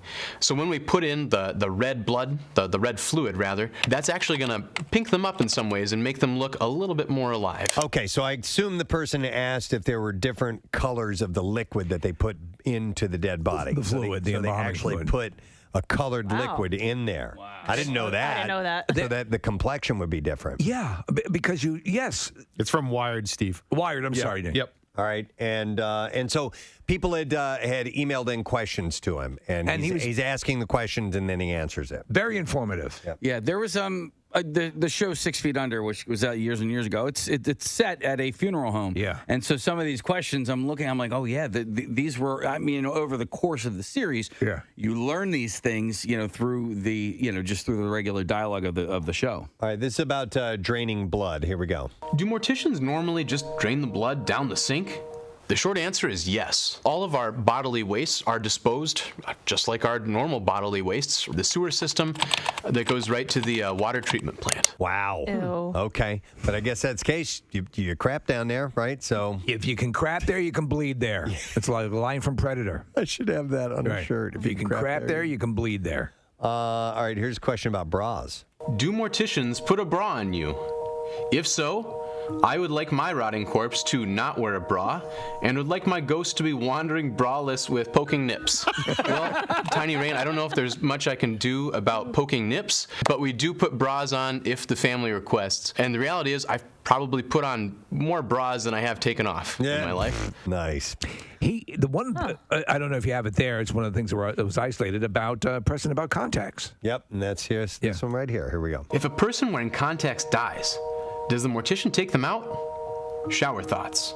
Yes. Historically, I have always removed contact lenses because one of the things that we need to do, of course, is what we call set the features. Setting the features would mean that we close the mouth, and we also need to close their eyes. So we actually have a device that helps us do this. These are called eye caps. They're essentially spiky contact lenses that fit over the eyes and will actually grip the eyelid when we pull it down over those little burrs there. I typically remove contact lenses because those just get in the way of me doing what I need to do to set their features and provide a decent appearance for the family. I wonder if there's I wonder if there's ever been a time, or was there ever a culture on Earth that leaves the eyes open? Leaves the eyes open. Probably. Yeah. This is really morbid. It is, isn't it? It is interesting, though. It's about death. This is like. Why don't you grow a pair? I don't want to know these. I don't want to know that there's spikes in my eyes when you close them. The first question asked was people asked if they clean your poop out of your body before they bury you. And he said, well, sometimes people do poop themselves when they die. He said, if that happens, we'll clean that up. And if there is a backup in that cavity, they just run a hose through there. Oh, dear. And flush it out. Goes down the blood and all that other stuff. Do you think they treat bodies that are going to be cremated the same way that bodies that are going to be No. They probably don't have to do as much. right? Yeah, we're just going to burn it. Yeah, just chuck it on a big fire. Don't make no difference? Yeah, I don't know. Yeah, these are some ashes I scooped up. Your loved one's probably in there someplace. I think it really depends on whether or not there is still an open casket. Because I was just recently at a viewing for my uncle, and I believe he was going to be cremated, but there was also still open casket. Really? They did both? Mm-hmm.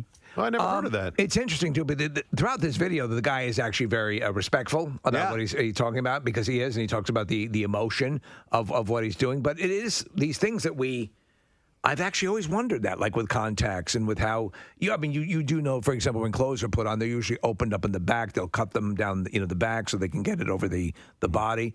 But yeah, interesting stuff. I'm just glad the cremation comes after the open casket. Because, before that what would is be, this? Yeah, that wouldn't make any sense. Yeah. But it's interesting, though. You know what? We can post that video.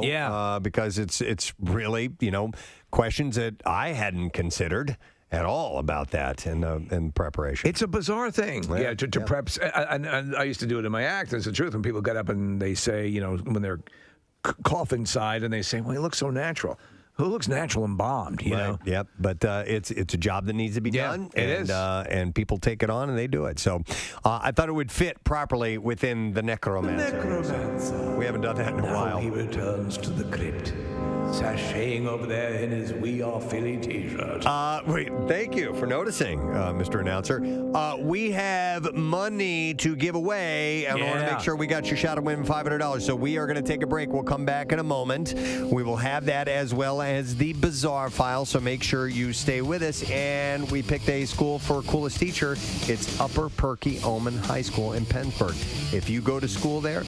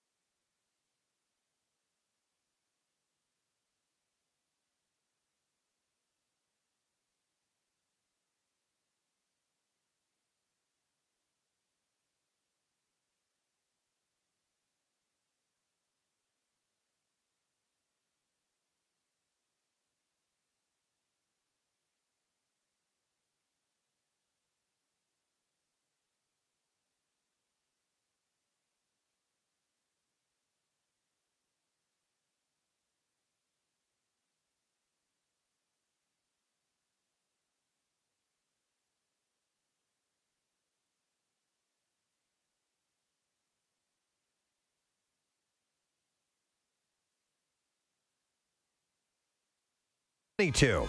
After their threats went unanswered, the criminals apparently decided to simply ruin the man's business, and that's what they did.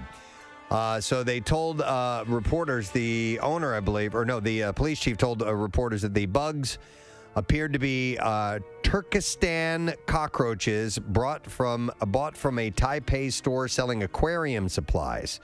The insects are commonly used to feed aquarium fish and can be bought in fish stores and online.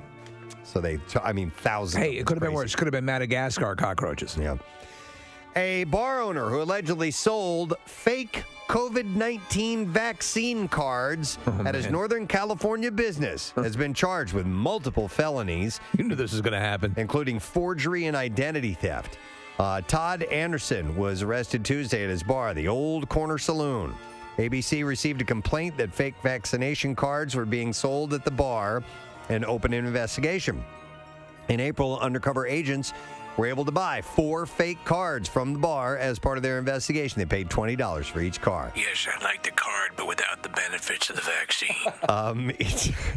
It's not clear how many cards were sold in total. Agents found 2 completed cards and 30 blank ones and a laminating device.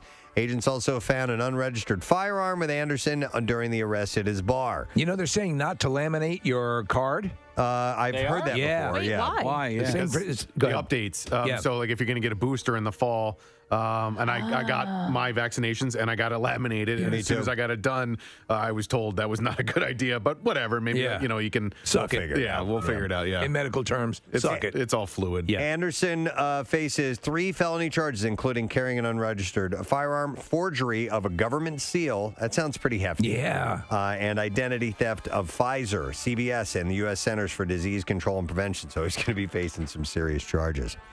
Here's a story with a local tie. Former Philadelphia Eagles defensive end Brandon Baer saved a man from a flaming semi-truck that had crashed into a train in Idaho. Baer, who played in Philadelphia for 2 seasons in 2014-2015, said that he was driving to his business on Thursday evening when he noticed the crash. Said there was an explosion right away, and the train was pushing the truck down the tracks. Wow. He said, I got on the phone with 911 and I started driving down the median to get to the front of the train when it stopped.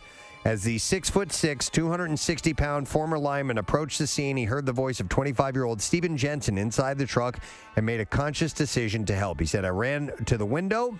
I saw dripping hot flames all over the inside of the truck. I could see a guy in a seatbelt and was able to reach in and get it off of him. He was talking, and I told him that we had to get out of here now.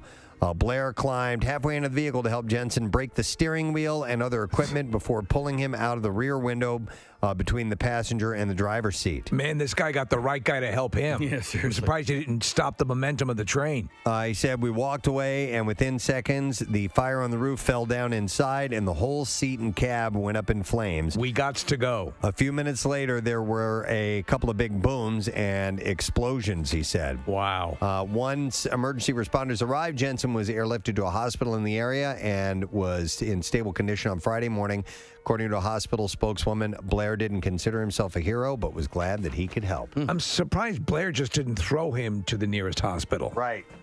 I want to make sure I got the name right. Was it Bear or Blair? Bear.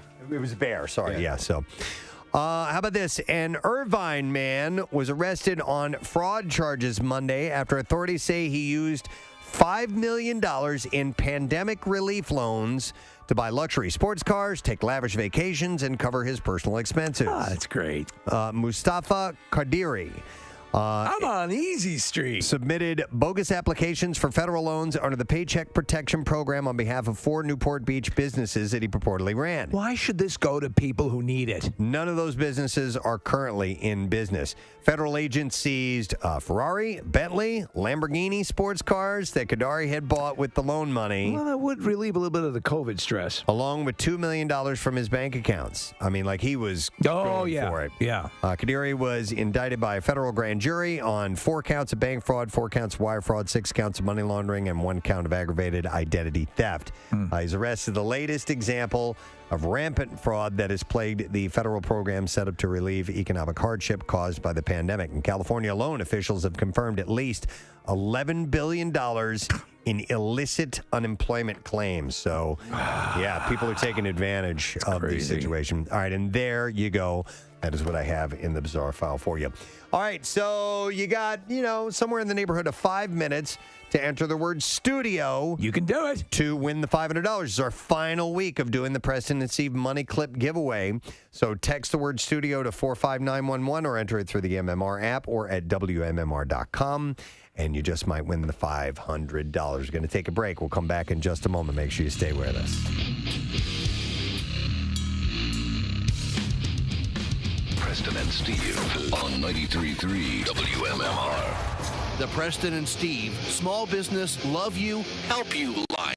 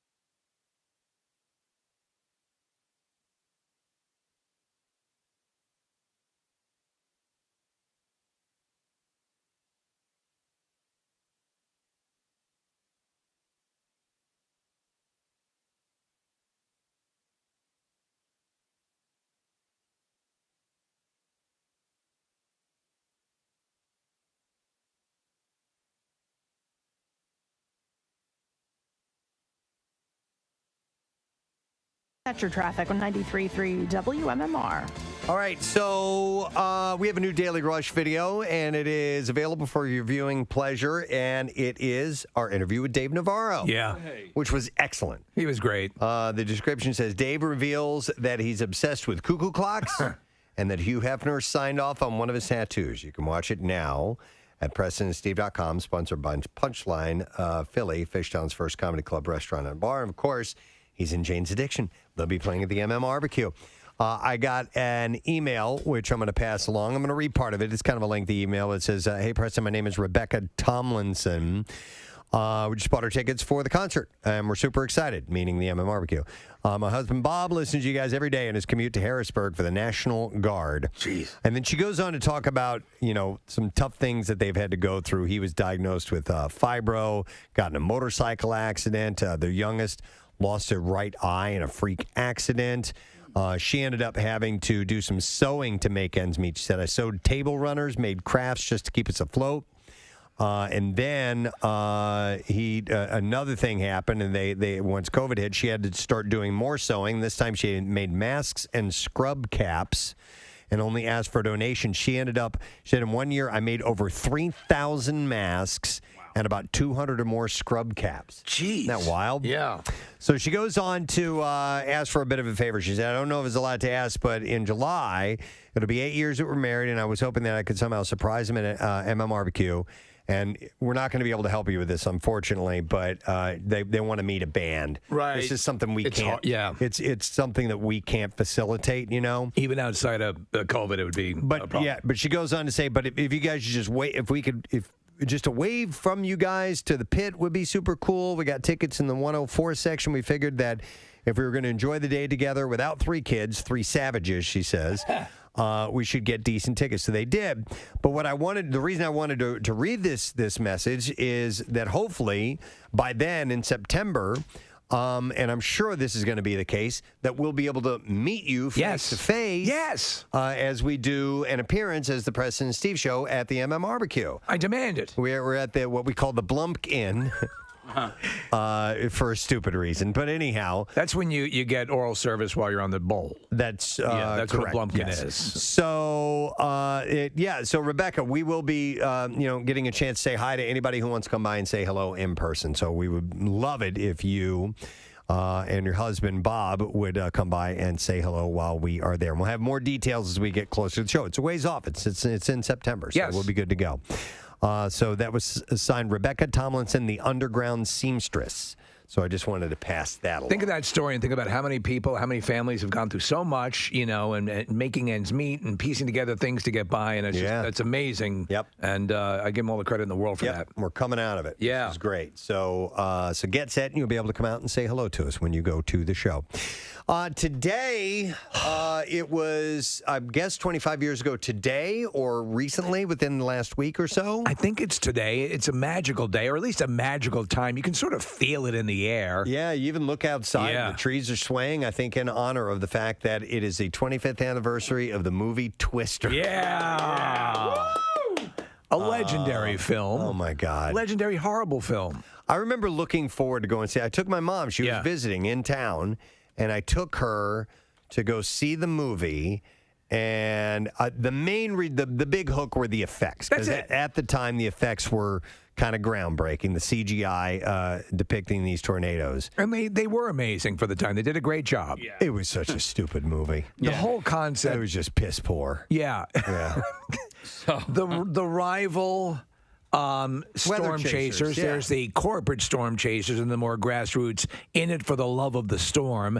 The whole background story on Linda Hunt's character, Helen Hunt's Joe Harding. Not Linda. Yeah. Very, very different. Yeah. So the Helen Hunt's story about her dad being sucked away in a twister while they were in the storm cellar, and she's always had this love-hate relationship with the storms.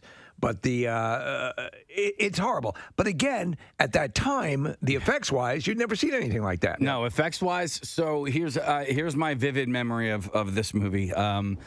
Because if it was 25 years ago today, I was just getting done my junior year of college. I was a lifeguard, and I was at my boss, the guy who owned the company. I was at his house getting all the supplies ready to clean out pools. We did apartment pools. And he talked like this, like his voice was like this, right? And so it's me and my little brother, and we're power washing all this stuff in his driveway. And he goes, I saw Twister last night, and those tornadoes were real. And he said that. Those tornadoes were real. He must have said that like a half a dozen times. My little brother, it was me and him, my younger brother, sorry. It was me and him. And so we will, I mean, even 25 years later, if the word tornado comes up in conversation, he and I will say, those tornadoes were real. What was that guy's name? I don't want to say his name. What's his first name? What was his first name? Last name? You just know his last name? Joe. Okay. Let's go with Joe. Hey, Joe, how were those tornadoes? Those tornadoes were real. I love that story so much. Was he suggesting that they had incorporated? What was his point? Was that they were not created for the movie, that they were corralling tornadoes and using them in the film? I think what he meant to say was those tornadoes looked real. Okay. But he said that they were real, and he had like a real affinity towards just weather. He loved weather. He was a weather guy. Yeah, he loved weather. It was like Philip Seymour Hoffman in the movie. Well, I mean, listen, he owned a pool supply and lifeguarding company, so weather was definitely. What I really love is weather. Yeah. Weather's important to that line of work. Absolutely. Yeah. Those tornadoes are real. Oh, my God. I wonder if my brother's great. picture. It's almost kind of Don Nazi. Yeah. Wait, I just said Don Nazi. Very different.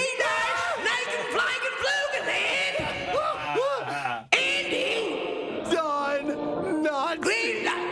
Citizens of Mayberry, I find nice and gloomy. Oh, my God. I didn't even mean to do that. Wow. Okay. Bring Floyd in here. I have something for him to do. We got to talk about this Jewish thing. All right. So the movie came out 25 years ago. We have some clips in honor of that. And by the way, our former intern and comedian Blake Wexler had tweeted, I can't stop. He had posted a screenshot of the rated PG-13 opening when the movie comes out. Right. And he wrote, I can't stop laughing at the reason Twister's PG-13 rating. It says on there, rated PG-13, intense depiction of very bad weather. Oh, wow. It's literally got 13,000 retweets and 131,000 likes. For whatever reason, that tweet went completely viral for Blake. Wow. Yeah. Oh, that's hilarious. All right, so you want to relive some moments? Yeah, some of the classic. Of course, you want to go with the essential scene, the scene that is quoted, the bovine, airborne bovine. Okay, here we go.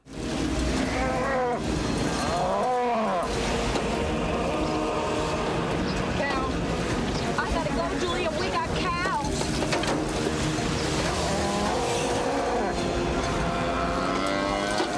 Another cow.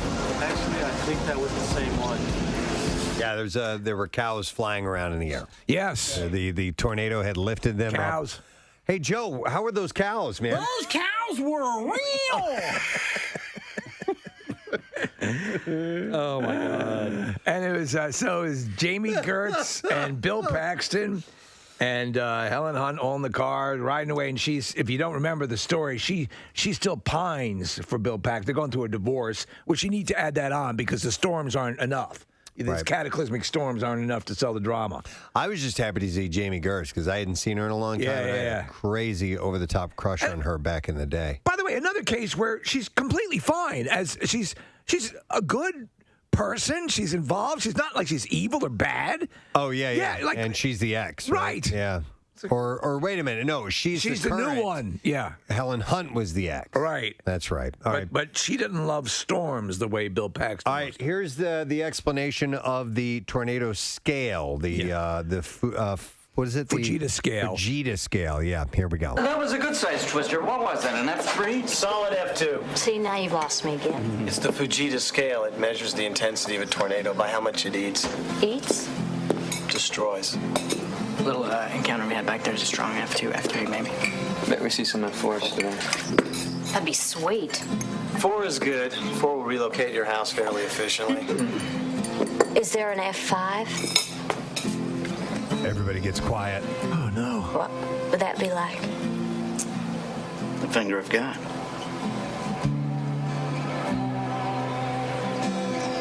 None of you have ever seen an F5?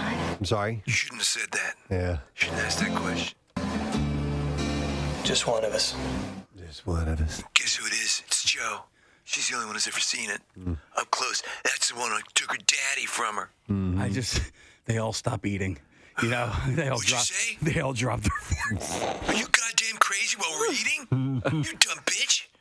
Calm down. Not when I have food in my mouth. I just got mouths full of toaster pastries. Yeah, and wasn't the mother that made the meal that everybody loves, all the meteorologists? Food. Food. Wait, I don't remember that. That's Philip Seymour Hoffman's really excited about this. Philip Seymour Hoffman in his stoner days. And he's food. Oh my God. I miss Bill Paxton though. It's great. You know, I know this was a cheesy movie. I miss Philip Seymour both of them. Hoffman, Yeah, you're right. But you know, it's a cheesy movie. Listen, when I saw it in the theaters, I loved it. It's not at all. Really? Yes, Right. because it was fun, and I got sold on the floating cows. I'm like, I'm definitely going to go see this. In retrospect, yeah, it's fairly terrible, but when I went and saw it in the theaters, it delivered exactly what I wanted. I love that whole concept, though, that he sold out. He became a TV weatherman. It's like, man, you forgot where you came from. We forgot to mention Carrie Elways. Carrie Elways is that evil meteorologist. Yes. Corporate. I'm going to go to Ashley. Ashley, you're on the air. Good morning. Hey, bitches. Hey, what's up, Ashley? So you guys are giving me PTSD right now because this movie came out when I was 8, but I saw it on video, so maybe I was 9 or 10, and my aunt let us watch it. Me and my twin sister, we begged and begged and begged. And this movie has traumatized me for all of my life.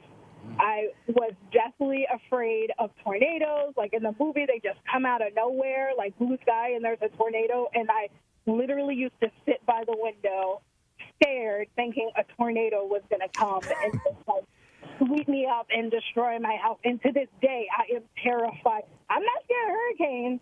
Nothing like that. No other natural disaster. But the tornado. Yeah, well, it's funny how that stuff that catches you about that age, that traumatizes you, sticks with you. Yeah, So- absolutely. My sister was the same way about tornadoes as a kid. It was just this ever looming fear. It could happen anytime, could rip your house right off of the ground. At least with a hurricane, there's a giant warning, right? You see this giant wall of storm coming. Well, and in this, it's just, you have seconds. And that was the whole idea because, they designed, Joe had designed that, was it Dorothy was the thing? That these little sensors that would go up into the storm and so they could predict them earlier.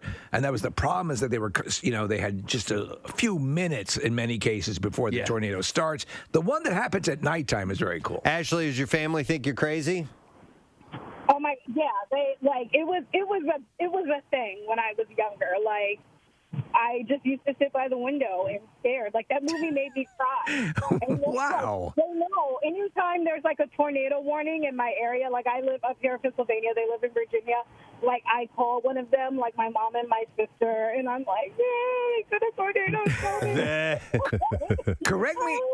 Correct me if I'm wrong, but the movie that's playing on the drive-in screen is The Shining, right? When the tornado hits at night. Yeah, because Jack does the "Here's Johnny" scene, and then the tornado starts ripping the screen down the drive-in. Yeah. Wait, Jeff wants to point out something specifically from the movie. Hi, Jeff. Good morning. Yo, guys. Yo, Bob. What's up?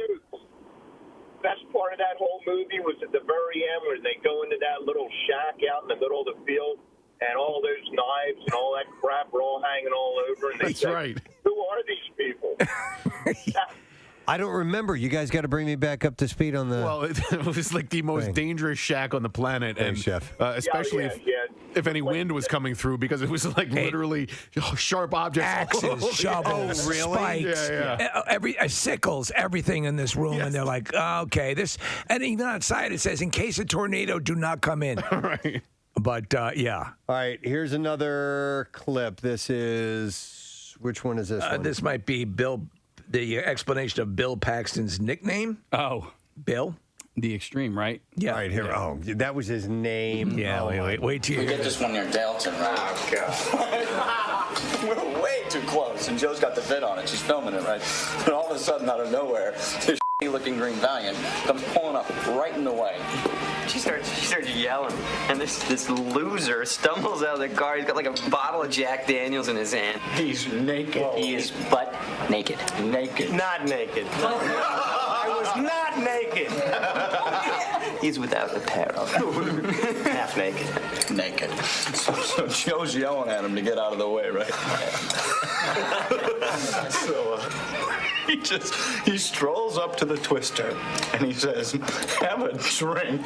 And he chucks the bottle into the Twister and it never hits the ground. Oh, shut up. Twister caught it and sucked it right up. Honey, this is a tissue of lies. See, there was another Bill, an evil Bill, and I killed him.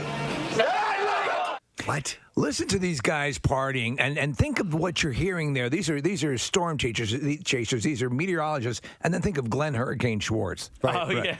Right. I think we only have one more clip left. And, we do. That might have been it. Oh, no, that was it. Yeah. No, we didn't. No, it says Paxton and Hunt fight over about her tornado fixation. Oh, that's right. Yes. This is where this is towards the final. It's not over yet? No, it's not over yet. Okay, so it's the final. I think it's the final scene where she's, she keeps driving towards, she keeps going towards the storm. And he's like, this thing is inside of you that you got to fight. And isn't she the one? I love the line where her aunt says to her, after the tornado has decimated the aunt's house, she did all these mobiles and these wind chimes and stuff that must have annoyed the F out of her neighbors. And she says, only you can stop it. Only you. Yeah. You can stop the tornado. You can stop the tornado. Yeah, the tornado, which, by the way, there's just this vast land that the tornado can hit. And it just so happens that it gets the aunt's house while they're all there. Yeah. Oh, yeah. Everybody. That's the finger of God, man. The finger of God. I still enjoyed it, though. Did you really? Okay. I did. All right. So I've always, I even remember leaving going, well, okay. That was, the effects were cool. The rest of it, I was like, that was really dumb. Here, if you want to hear their all right, here we go. What is wrong with you? We can still do this. Jesus Christ, listen to yourself. You're obsessed. You've never seen what that thing can do, so don't talk to me about it. You've never seen it. You've never. I'm gonna kill you. Didn't miss this house. What's wrong with you? And miss that house and come after you. Christ, Joe, is that what you think it did? All right, and then don't they, to ruin things here for this movie 25 years later, don't they end up together? Oh, yes, of course. And Jamie Gertz gets scooted along. You remember the little plot twist? Is that the tornado they fight at the end is the one that killed her father. What? No. Wait a second. I'm like, I'm back. I'm back. I remember you, little girl. I'm going to eat you the way I ate your father.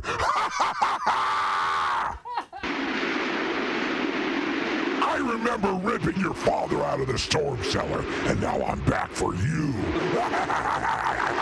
Now, I remember that they held on to like some plumbing or something. Yeah, like that would work. Yeah. There was a pipe in the ground. Yeah, and they tied themselves to it. Everything gets ripped out. Yeah. The whole shack or whatever they're in gets yanked off, and they don't get pelted with anything, by the way. So all the debris doesn't pelt them at all in this twisting tornado. Yeah. They just lift up. Their feet are going up into the sky. Right. They're tied to this thing. Mm-hmm. Their arms don't get ripped off. By the way, the same sort of tornadic force that can propel a truck up off a highway wouldn't be able to tear their arms off. And it just blows houses apart. Yeah.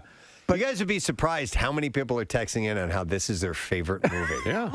Or that it's their. I don't even get why we're talking about it. It's the 25th anniversary. Because those tornadoes were real. Who cares? Come on, Cat. Those tornadoes were real. Thank you, Don Nazi. Oh, God. I thought it was just so cheesy. I thought it was completely agreed upon on its cheesiness. Man, I loved it, and it made a ton of money at the box office. Oh, it was huge. It was a huge hit. And John DeBont, I think, was the was he the director? And I think he directed a couple of blockbusters. Yeah, he was good at bringing in some money. We haven't even talked about the Van Halen song at the end. No, I don't remember the Van Halen song. It was a big hit for Van Halen, and I believe it was Gary Sharon Van Halen, but I might. Oh, a big hit for him, huh? It's huge. No. Finger of God? I don't remember I don't that. think it was called. It was the finger of God. I don't remember that. Are you looking up the name of the? Yeah. Okay. Oh, wait a minute. Here, hang on. Nate wants to chime in on that very thing. Hey, Nate, we just started talking about the Van Halen song. What are we missing out on here?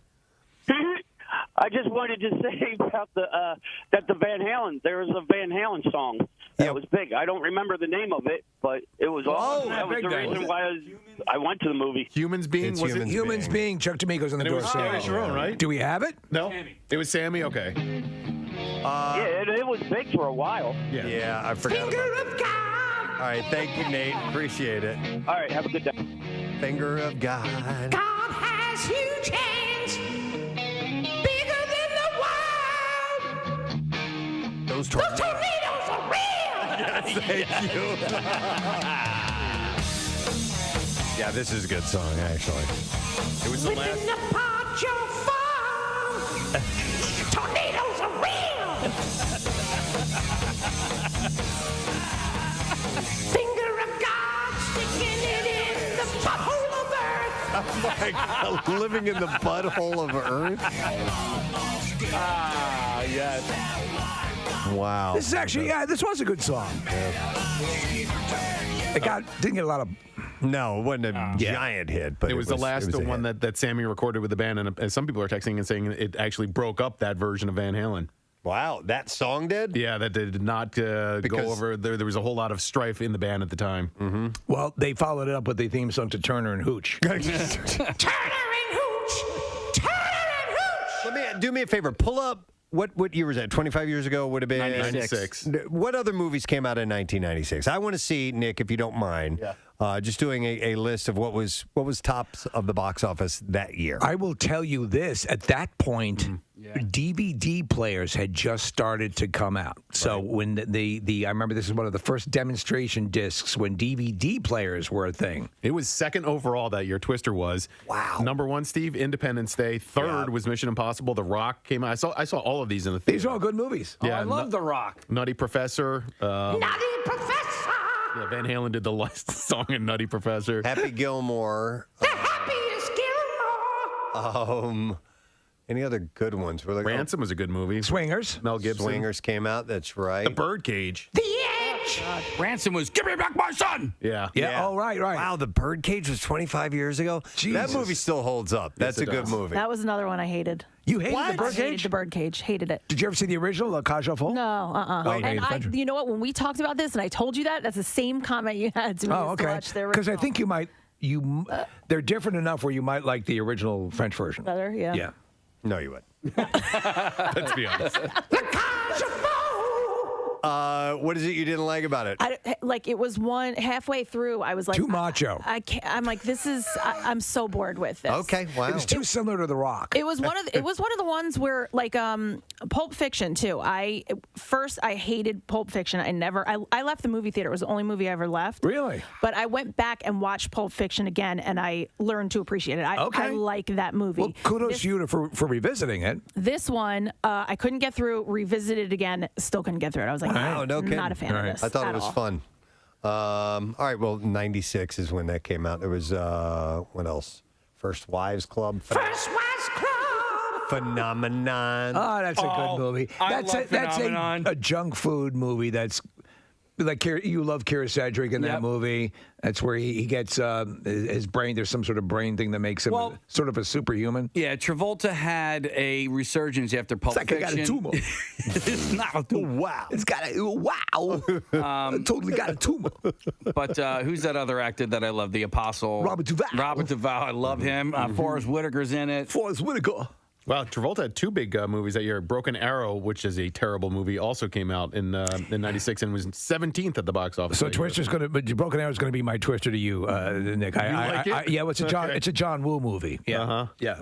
Mr. Holland's Opus came out that year. I really. Mr. Holland's Opus. Being a band kid, that's a good all through movie. High school. That's one that I dug, and we actually got to hang out with somebody who was in that movie, Jay Thomas. We had dinner with him the one case. Steve, he was nice. Let's see what else. The Cable Guy came out that year. That was a weird year because that was a movie that was much. I think it's an underappreciated film. I agree. It is a darker humor in that movie. Carrie is playing a really dark character, but it's funny. And for me, the home run shot is when they go to the medieval times. Yes. So I was living in Los Angeles when that movie came out, and we went to go see Cable Guy. We went to go see Independence Day in the theaters, and it was sold out. So we went and saw Cable Guy instead. And I remember walking. First of all, I was disappointed I couldn't see Independence Day. Second of all, I remember walking out. I was like, "What the hell did we just watch?" But if you watch Cable Guy now, 25 years later, it was really prescient in its ability to predict where cable was going, where the information superhighway was going. It was actually pretty impressive. Hey, this is kind of surprising. So if you're just tuning in, it's the great anniversary of the movie Twister, 25th anniversary. Governor Wolf is going to have a press conference later on to commemorate. No, but it was number 2 that year of movies. I'm looking at the other films and how they performed. At number 32, I was surprised it scored this low. Toy Story came out in 1996. What? But yeah, maybe the world wasn't quite ready for that yet because it went on to be. It might have been that it was released towards the end of the year. Okay. And so, November 22nd. Yeah. Okay. I saw another movie on there that is I love the movie Primal Fear. Do you guys remember that I do one? remember that. That's a good movie. Is that Richard Gere? Richard Gere. Ed Norton. Yeah. That was one of Ed Norton's first. Yeah. I remember that's the first time I had ever seen him. Yeah. Yep. And Tin Cup came out that year, too. I love That that Tin movie. Cup was real. That was a fun movie. It was It was real. By the way, when Casey says that, he puts his hands by his sides. Yeah. I'm trying to like he pushes them into his sticks his elbows out and goes, "It was real. Those tornadoes were real." Primal Fear. Ed Norton has them as a very diabolical character, right? I remember he's completely psychopathic. A good twist. It's a twist. Yeah. It's a twister. It was Those tornadoes were real. Dude. I can't believe we just met this guy. I can't believe I never took. You've never brought it I up. love that. Dude, that guy, man. He lived in this beautiful, huge home. I'm like, how the hell, like looking back on it, I'm like, how the hell did you just own a pool company? You know what I mean? Anyway. There you go. Yeah. All right, well, good on him. My family money is real. I want to get movie reviews from that guy. Yes. Other movies from Joe. Yeah. I love it. All right. Anyhow, well, there you go. Twister, 25 years, and I think it's going to be on TV tonight. Somebody had texted in that there was that they were going to watch it on whatever network, maybe AMC or something like that. There's going to be some sort of presidential address about it as well. Probably, right? yeah. It has to be. Yeah. Maybe so. Oh no. It was real. I can't even do that voice. I can't even come close to it. All right, I tell you what, I'm going to bring you up to speed on a couple things, and we're going to take a break. But we have reinstituted the Coolest Teacher of the Year contest. And it comes with it some new freebies, which is wonderful for those who are voted as the Coolest Teacher of the Year. And each day for the next couple months, we're going to draw a school randomly out of this big box of names that we have. And then we put it up to the students to vote for who they think the Coolest Teacher of the Year, for whatever that means, was. It's pretty amazing. And the school that we chose is Upper Perk. So Upper Perkiomen High School in Pennsburg. It's up to you. You just text word teacher to 39333. We're going to send you the voting link, and then you follow through on that, and you have only 24 hours to do it. And we will also allow you to do to do it through PrestonandSteve.com. And by the way, and I'll tell you what I'm laughing at in a second. Okay.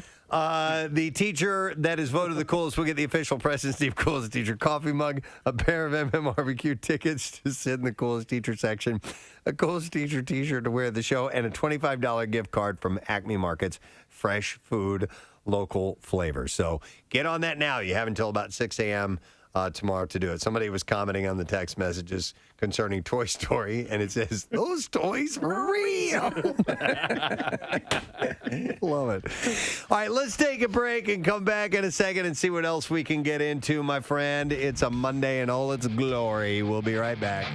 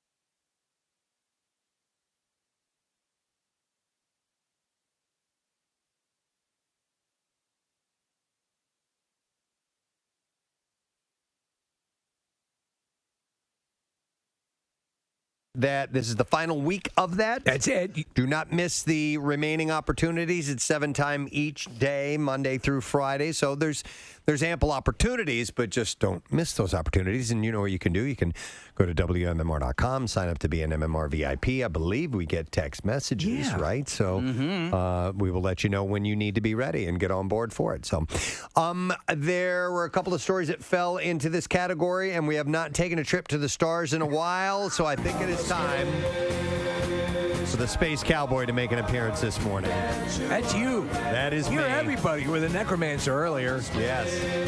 And we haven't done that in a long time either. So. No. But I think a lot of cool stuff. There's always interesting stories about what's going on with space flight and space exploration. And Kathy keeps sending them to you because she's like, can you believe this? Oh, my God. Debris from the Chinese Long March rocket did indeed plummet to Earth over the weekend. Did you see where it hit? Went in where? Yeah, it hit in the ocean, but it was close enough to an island chain. Yes, it was in the Indian Ocean is where it went down. There was unconfirmed video that seems to show debris falling from the sky over the Dead Sea in Jordan. And the biggest piece of debris was about as big as a Mack truck, so it could have done some serious damage if it landed in a populated area. China's Manned Space Engineering Office claims most of the debris had burned up during re-entry, but clearly not all of it did. I've not seen said footage that was mentioned in this story. Neither did I. However, I know that they were catching crap because this was a booster rocket that was left up there. Right. There's a ton of debris. If you ever see that, there's a graphical representation of the amount of space garbage, space debris that is constantly orbiting the Earth. And more every year. Yeah, it's pretty amazing. Okay, so it was just left up there? Yes. For some reason, I was under the assumption that it was something that had failed and had gone wrong. It was a mistake, not necessarily just straight up negligence and littering. That's not what I understand. No, it was it was one of the biggest uncontrolled objects from space to ever hit the Earth, by the way, and that includes meteors as well. I mean, because just the size, or most stuff burns up, and some of the meteors that turn into meteorites are not that big because they get shredded, ripped apart on entry, and but this remained fairly large. So. Yeah, I mean, as far as the engineering goes, usually they're pretty precise on the trajectory that will leave it safe from re-entering the atmosphere, or if it does, they know exactly when and where it's going to land, or it'll burn up. But sometimes mistakes are made, and they end up in a decaying orbit when it wasn't meant to be, and sure enough, it ends up crashing down. Sorry, what'd you lose? I lost my marker. My virginity. No. There you go. Oh, here we go. Sorry about that. All right. Watch your head. My marker fell off of my... no, you can't be a space cowboy without a good marker. Well, around my neck, and it was going to mark stuff up all over the place. So I had to find it. But anyway, it made it down. It didn't hit ground. Nobody died. There were all kinds of bets and stuff. There were odds being taken on where it would land and so on. I remember the first time I remember something like this was Skylab. Skylab, yeah. Way back in the 70s. There was a lot of concern over that. Yeah. So this Skylab bigger than this, though, right? Yeah, a lot bigger. Yeah. A lot bigger. I mean, this is just a booster rocket. Yep. So it's like 18 tons. It's all good. We're safe. We're all good. All right. Yay! All right. Well, it's over for you. Go outside now. Let's talk Elon Musk for a moment. He was on Saturday Night Live over the weekend, and fans of the cryptocurrency Dogecoin have expressed their delight after he announced his rocket company SpaceX will launch a satellite called Doge 1 to the moon. Doge 1. Doge. To the moon. Doge. Doge to the moon. The U.S. billionaire also said the mission of the same name will be funded by Dogecoin.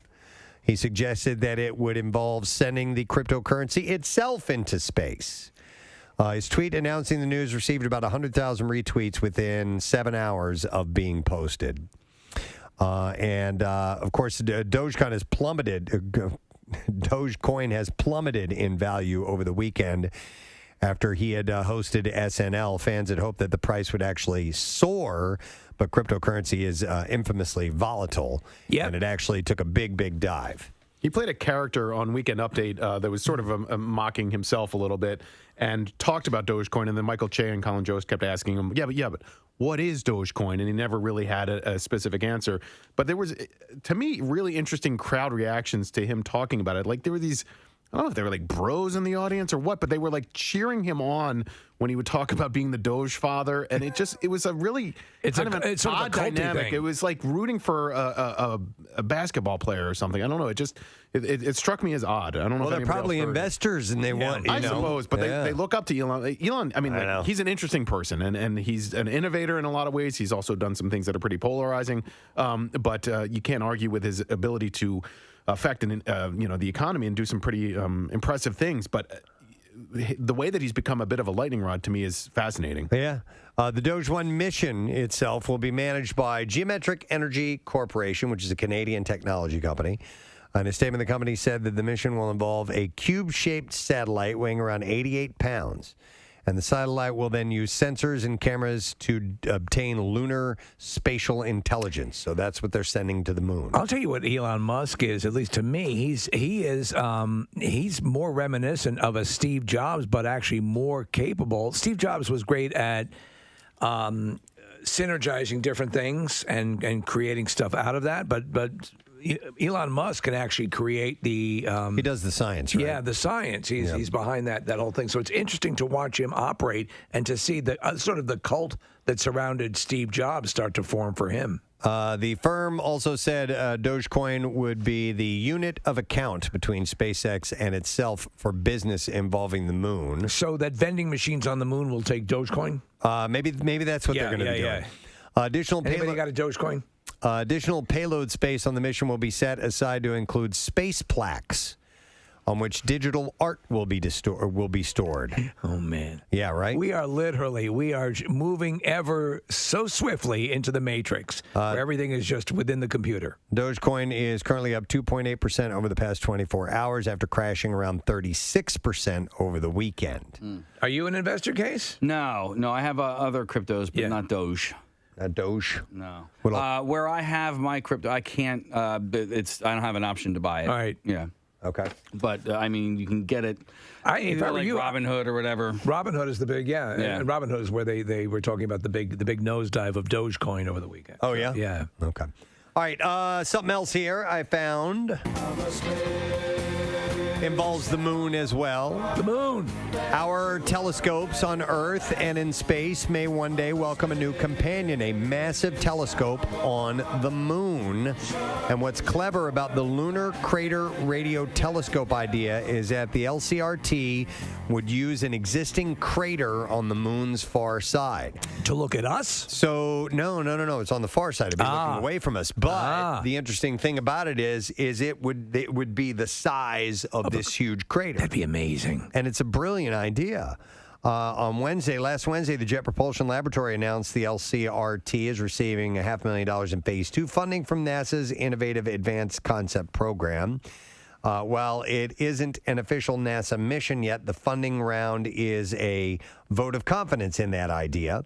Last year, the LCRT earned $125,000 in Phase 1 funding to explore the concept of sending robots to the moon's far side to build a telescope out of wire mesh suspended in a crater. I love robots. The moon is a tempting place to locate a telescope because it could shield the device from Earth's radio signals, and it wouldn't have to contend with an atmosphere. So we're looking at this right now, and it's similar to telescopes that have been built on Earth, but you're dealing with a lot less of the issues that an earthbound telescope like this would face, right? Exactly, yeah. So it would actually be able to, I guess, see much more clearly, much more farther away. I mean, the view of space gorillas would be as extraordinary on this thing. The LCRT would involve sending robots to deploy a half-mile wide antenna in a crater that's over 2 miles wide. Give me the projected date on this. Yeah. No, these are the early phases. Yeah, so we'll be long dead off. before this is done. Yeah, I don't know.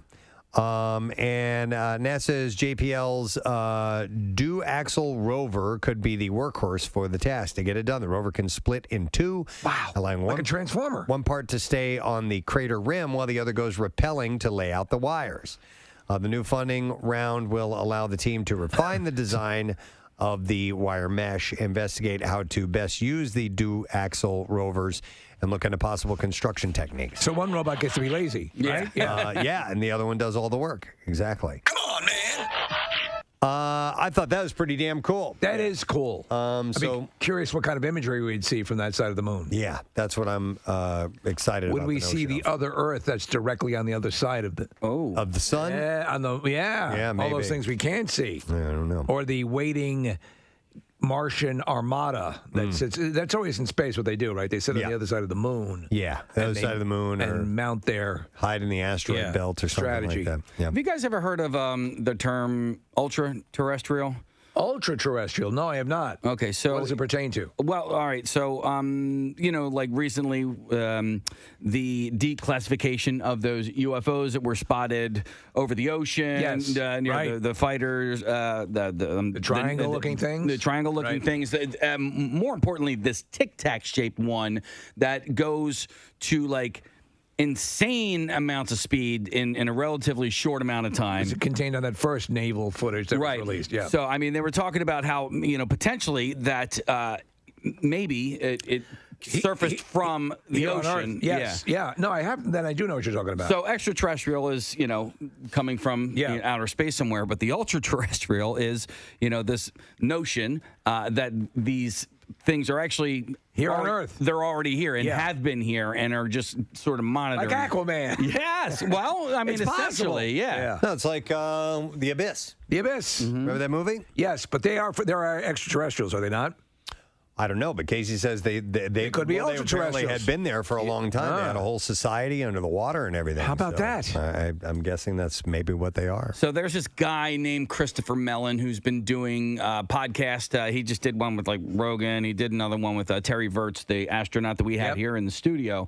And so he, I guess, worked for, I don't know if it was a DOD. Either way, he was an intelligence officer, and so and he was talking about this sort of stuff.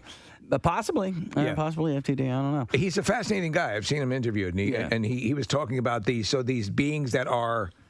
We believe could be from inside the Earth, or or if it was extraterrestrial.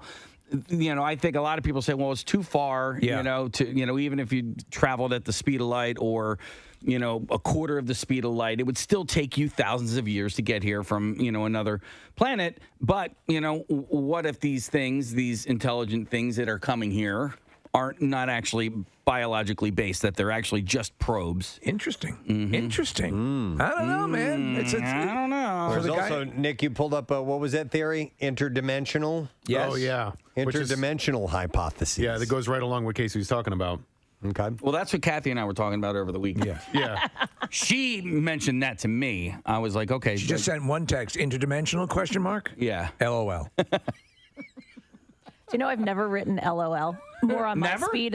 No. You just refuse to? I refuse to write LOL. I like LOL. I will use haha all the time, but I've never written out LOL. Even when LOL was still really I can't. I hate surfacing? It. I hate it so much. Greg Giraldo does a great bit about it. He goes, well, are you really laughing out loud? Yeah. I don't like tee-hee. I'm okay with LOL and I'm okay with haha. What about hee-hee? Yeah, I'm okay with hee-hee. Tee-hee I hate the most. Hee-hee I hate second most. Huh. Yeah. I'm all right with it. Yeah. What about ha-ha? Ha-ha I'm okay with. What about multiple ha-has? Like ha-ha-ha-ha-ha. Yeah, that's what I do. I like that. That seems more. That's more. That's genuine, right? That's sometimes it can be sarcastic though. Yeah. Right. Well, you know what? No, sarcastic is wah ha ha ha ha. Yeah, the BWH. Yeah. Like a little, there's a little evil tone to it. Right. But sometimes, Nick, I'll start my haha with the H instead of the, with the A instead of the H. So it's like, No, not like that. It's like, Yes, right. I was Preston, thinking, yes. You know what? I bet ultra-terrestrials laugh that way.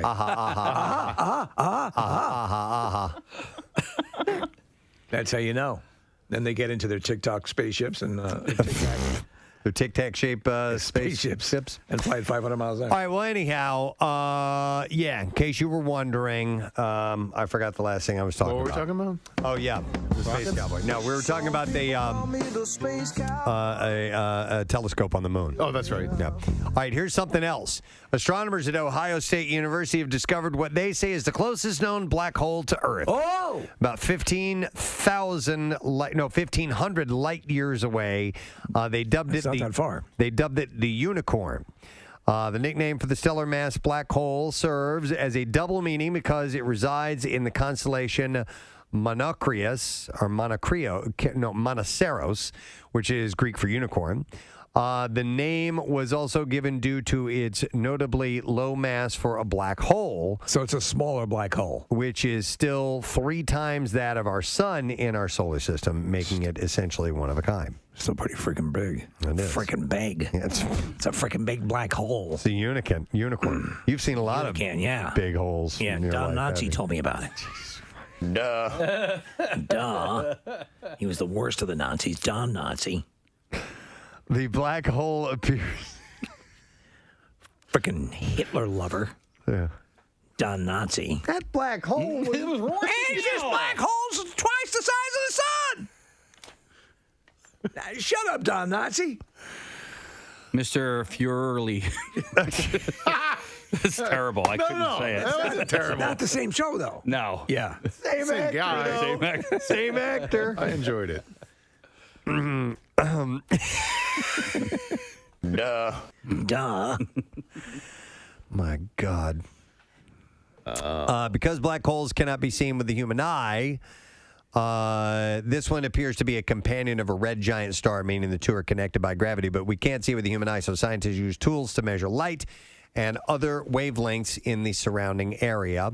The researchers on the project noticed that the red giant's light shifts in intensity periodically when observed, suggesting that the black hole is tugging on the star and changing the star's form to reflect a teardrop shape. So we're seeing a representation on a picture here in the studio, Preston. We are looking at the black hole to the left and then what is being tugged on. Yeah, that's the red giant. It's kind of being tugged on. It's getting a tug job. Yeah. And celestial tug job. Which that's how they can tell that there's one nearby, is because it's making it oblong. It's so the much. Julie Jerkoff. The gravity is so strong on it. They're calling that the unicorn. By the way, I didn't realize we had a black hole that close, because that is in 1,500 light years away. Yeah, celestially, I guess is that's not pretty close. That far away. Yeah, the uncomfortably close. Second closest black hole to our solar system is V616 Monoceros, which is roughly 3,000 to 5,200 light years Isn't that away. a Knack song? No, that was My Sharona. Oh, okay. Yeah. But let me tell you, I'll mention something about songs. All right, go ahead. Because Monoceros is Greek for unicorn. Yes. I had a revelation on a song yesterday. All right. Because the song Kyrie from Mr. Mister. Yes. That's Greek. Yeah. Yeah, Kyrie eleison. You know what that means? Down the road I must travel? No, it means it's something. I forgot. It has to do with religion. It has to do with God. Like what? And I looked it up, and I don't have it now in front of me because I wasn't expecting in the Space Cowboy to be talking about a Mr. Mister song. Well, here we go. It means, Lord have mercy. Ah. Right? I never knew that. I did not know that either. I thought it was somebody's name. So did I. Kyrie eleison. And then the other part, the liaison, I just thought I was messing up, and I never took the time to figure out what the word was. I thought that was Kyrie's liaison, the person who brought the information to you. Kyrie liaison. Down the road that I must travel. Lord have mercy, down the road I must travel. Huh. Makes sense, right? Look, we're learning about all this stuff. How about that? I always thought there should be a cover band made nothing of just women in the band, and they could be Mrs. Mrs. Mrs. Mister? Yeah, no, just Mrs. Mrs. I like Mrs. Mister. Mrs. Mister? All right. All right. The wives of Mr. Mister. Yeah. But Mrs. Mrs. Or Mrs. Mister. And they would do nothing but what? The Mr. two Mister the two songs? Mr. Mister songs that everybody knows. And that's it? That's it, yeah. It's pretty limited in what they can accomplish, but, they have a niche market. I like that. Mrs. Mister. All right. Well, anyhow, just thought you would be. No, we've you would been enjoy enlightened that. now between the black hole and Kyrie LA, where we're up to speed now. Yeah. Moving on. All right, how about this one? China's first Mars rover will be named Zhurong. No, you're right. After a traditional fire god. Okay. Now that's how you name something. Fire god. Yeah. And hang on the line, caller. I'm going to come to you in just a second here. The rover is aboard the Tianwen 1 probe that arrived in Mars orbit back in February. The original name was the Urkel. It's due to land. Did I land there? It's due to land this month to look for evidence of life. It's part of Chinese space plans that include launching a crewed orbital station. Crewed, C-R-E-W-E-D, not crude as in the raw prehistoric and family. Barely, no, not the crudes. I just put that together, the crudes. C-R-O-O-D, meaning sounds like C-R-U-D-E, crude. All right, anyway. Maybe. Anyway, China in 2019 became the first country to land a space probe on the little explored far side of the moon, and December returned lunar rocks to Earth for the first time since the 1970s. And the rover's title fits with Chinese name for Mars, which is Ho Jing, or Fire Star. Fire Star. Those are cool names, man, with fire and everything thrown in there. I like that. Yeah. The name signifies igniting the flame of China's planetary exploration, according to the deputy of the CNSA administration. So how elaborate? What is the technical status of this thing? Is it amazing, or is it just sort of standard? I have no idea. Is it like one of those ST's rockets you used to build as a kid? I just know the name. That's it. It's called Fire something. Fire something. It's a Zhurong. This is a great day. Fire something has landed. Yeah. All right. We're gonna go to a caller. All right. It's Kira. Is that how you say? How do you say your name, Kira? Kyrie. Kyrie. Wow. Hi, Kyrie. Hi. You're named after the Mr. song? Yeah. Would you support a Mrs.? I didn't hear if you guys got what it means, but it means Lord watch over. It's Kyrie eleison. Lord watch over? Yeah. We had a different, slightly different. Can you pull that back up with the Lord have mercy. Lord have mercy, yes. Okay. Yeah, I was always told that it was Lord watch over because it's, like protect me as I go along. Is your family Greek? No. My mom was raised Catholic. Okay. Not Greek, she's Catholic. It's also very big in the Catholic Church. No, I'm not Jewish. I'm Spanish. Wait a minute. So was your mom just a big fan of the song? She said that she heard it one day, and she was like, that's what I'm going to name my daughter. Okay. All right. Good thing she wasn't listening to Who Let the Dogs Out. Right. This is my daughter Who Let the Dogs Out. Thank you, Kira. And this is my son, the banana fama faux flamma. Do you know any of the people that were named after songs? I'm sure I do. I'm named after a song, Steve. St. Stephen, by any chance, by the Grateful Dead? No. Sing Stephen? St. Stephen. St. Stephen. Is there a St. Stephen? Mm-hmm. Oh. Yeah, what is he the saint of? I don't know. Okay. All I know is that my confirmation name is Paul after Paul McCartney. Oh, that's nice. It was not really a saint, but I didn't let the priest know that. All right. Well, he was a saint, but not. All right. She's a Beatle instead of a saint. There's already a Ms. Mister out there, too. A band, yeah. It's American. What about pop- Metallica? They exist, too, yeah. Clitalica? Miss Talica. Yeah. All right, anyhow, that's all the space chat. We really solved a lot of things here. Yeah. I'm glad you guys enjoyed the segment. Thank you. All right, let's take a break because we want to stay on time. We do. We're getting you your shot at winning $500, and that is with the Preston Steve Money Clip, and we're in the final week of this. So we want to make sure you are quite aware of when these are taking place. We'll be back in a moment with it. Stay there.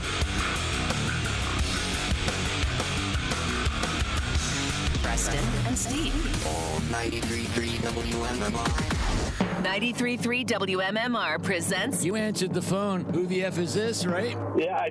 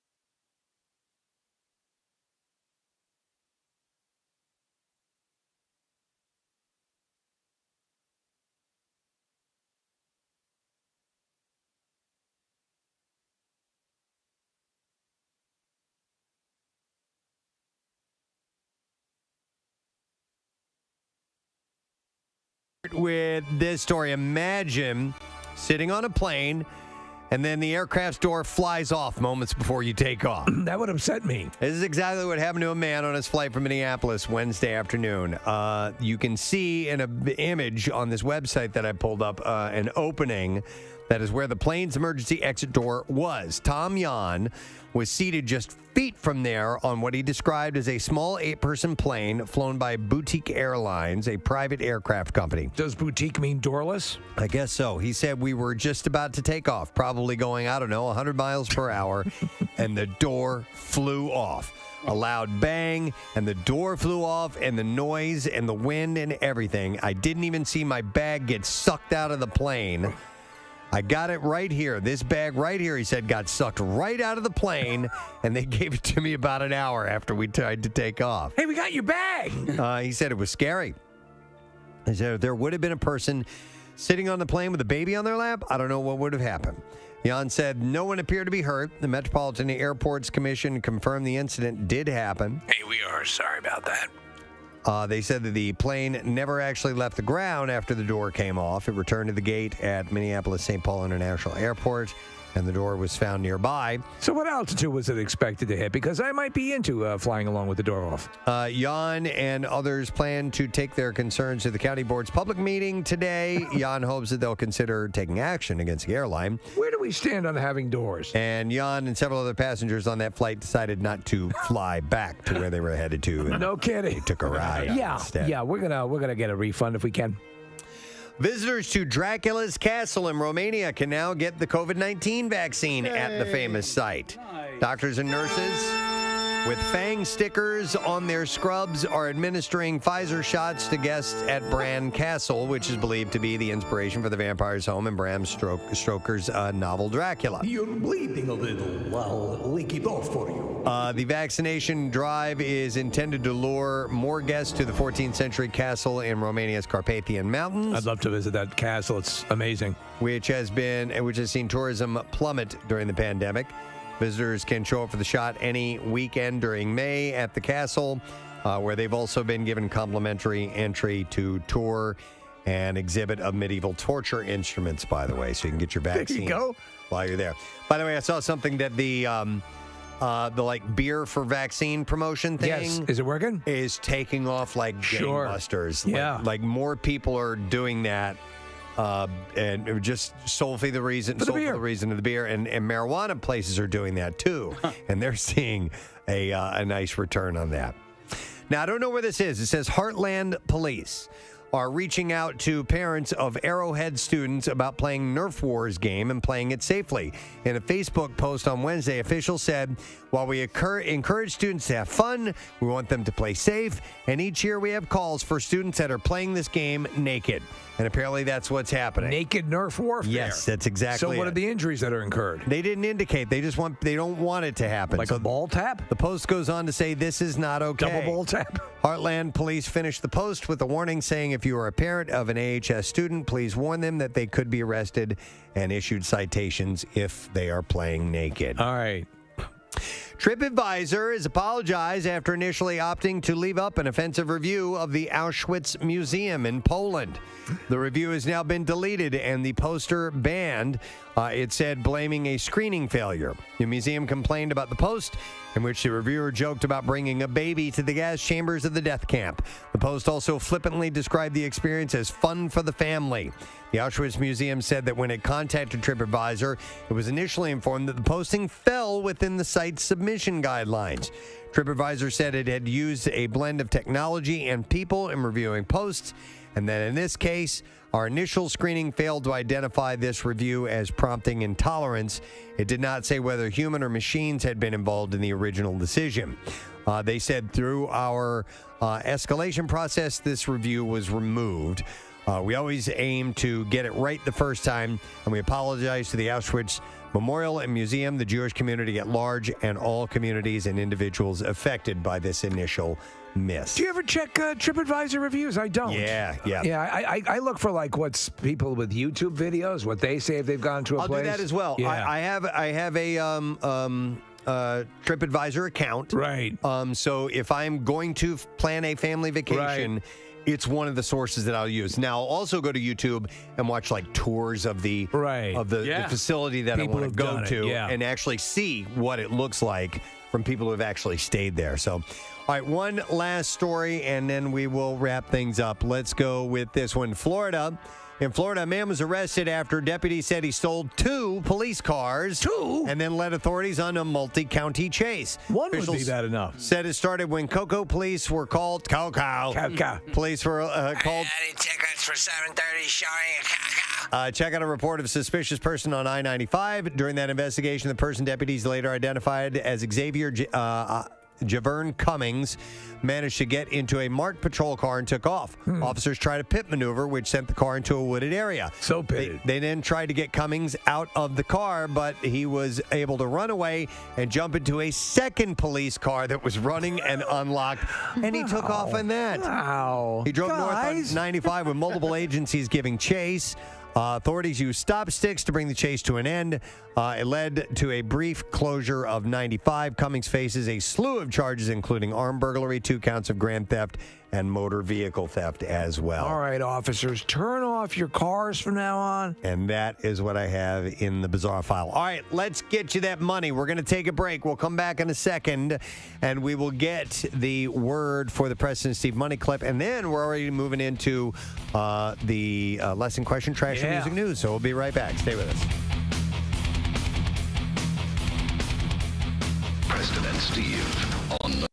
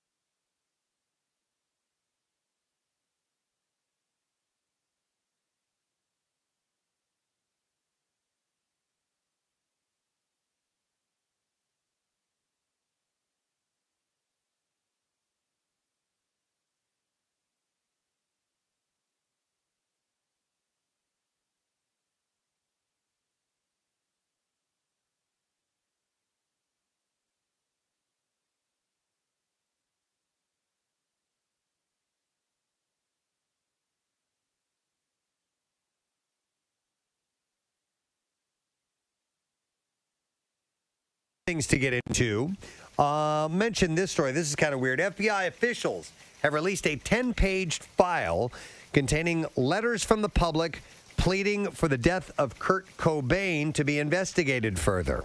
The three correspondents, dated 97, 2003, and 2006, cite speculative TV documentaries and books on the death of the singer. And I don't know why the FBI has decided to release this, but they did. I don't know. Yeah. I know that there are many people who are intrigued by the fact that a Sasquatch was seen leaving the cabin, and they believe there might be some sort of tie-in. I've seen some of these conspiracy, for lack of a better word, as to what happened. They seem to be very light in the believability range, you know? One letter sent to the FBI headquarters in Washington, D.C. and postmarked November 20th, 2006, claimed that police were too hasty in closing the investigation. It read, "This bothers me the most because his killer is still out there, and now, because of the haste of the police department, has the chance to claim other victims." Has Courtney Love ever subscribed to any of this? I don't, right? No. Yeah, no. It featured numerous typos and what appered to be hand-drawn pictures of carnations in this particular letter. Yeah. A 2003 letter to the FBI's division in Seattle called for a re-examination of Mr. Cobain's death. Millions of fans around the world would like to see the inconsistency surrounding the death cleared up for once and for all. It read, "It is sad to think that an injustice of this nature can be allowed in the United States." A separate letter to Seattle Police's murder unit in 97 cites claims made by private investigator Tom Grant, who was hired by Courtney Love after Cobain went missing around the time of his death. Grant released his own documentary in 2015 on Cobain's death. The release also included the FBI official responses to the letter correspondence, with officials pointing out that most death investigations generally fall within the jurisdiction of local or state law enforcement. The file on Cobain was released last month to the Vault, which is the FBI's Freedom of Information Act library. Okay. Came without prior public notice and nearly 27 years after the singer's death. So they decided now, for one reason or another, was the time to well, if there was a FOIA request, then that's probably why they released it, just so people could see it. Yep. Alex Van Halen marked his 68th birthday on Saturday. Posted a photo of himself and his late brother Eddie on VHND.com and wrote, "First birthday without you, Ed. The view from my drum set will never be the same. VH forever." Has he spoken publicly about the death of his brother? I haven't seen anything. No, he's a pretty when it comes to interviews and things like that. He's more on the quiet side. Yeah, Alex Van Halen is. Pearl Jam fans will have a chance to dive into the band's live concert archive with Deep, the official digital collection of almost 200 concerts spanning 2000 to 2013. The collection, which is up and running on Pearl Jam's official site, allows visitors to access 186 bootlegs and 5,404 tracks from the past 2 decades, with each gig accompanied by show descriptions written by members of the band's 10 Club fan club. What would you expect to pay for this amazing package? Listeners can also generate their own dream playlist for a specially programmed concert. I tell you, I was watching a movie last night, and that twister was real. Yeah. These packages are so, Nick, as a fan, with all the...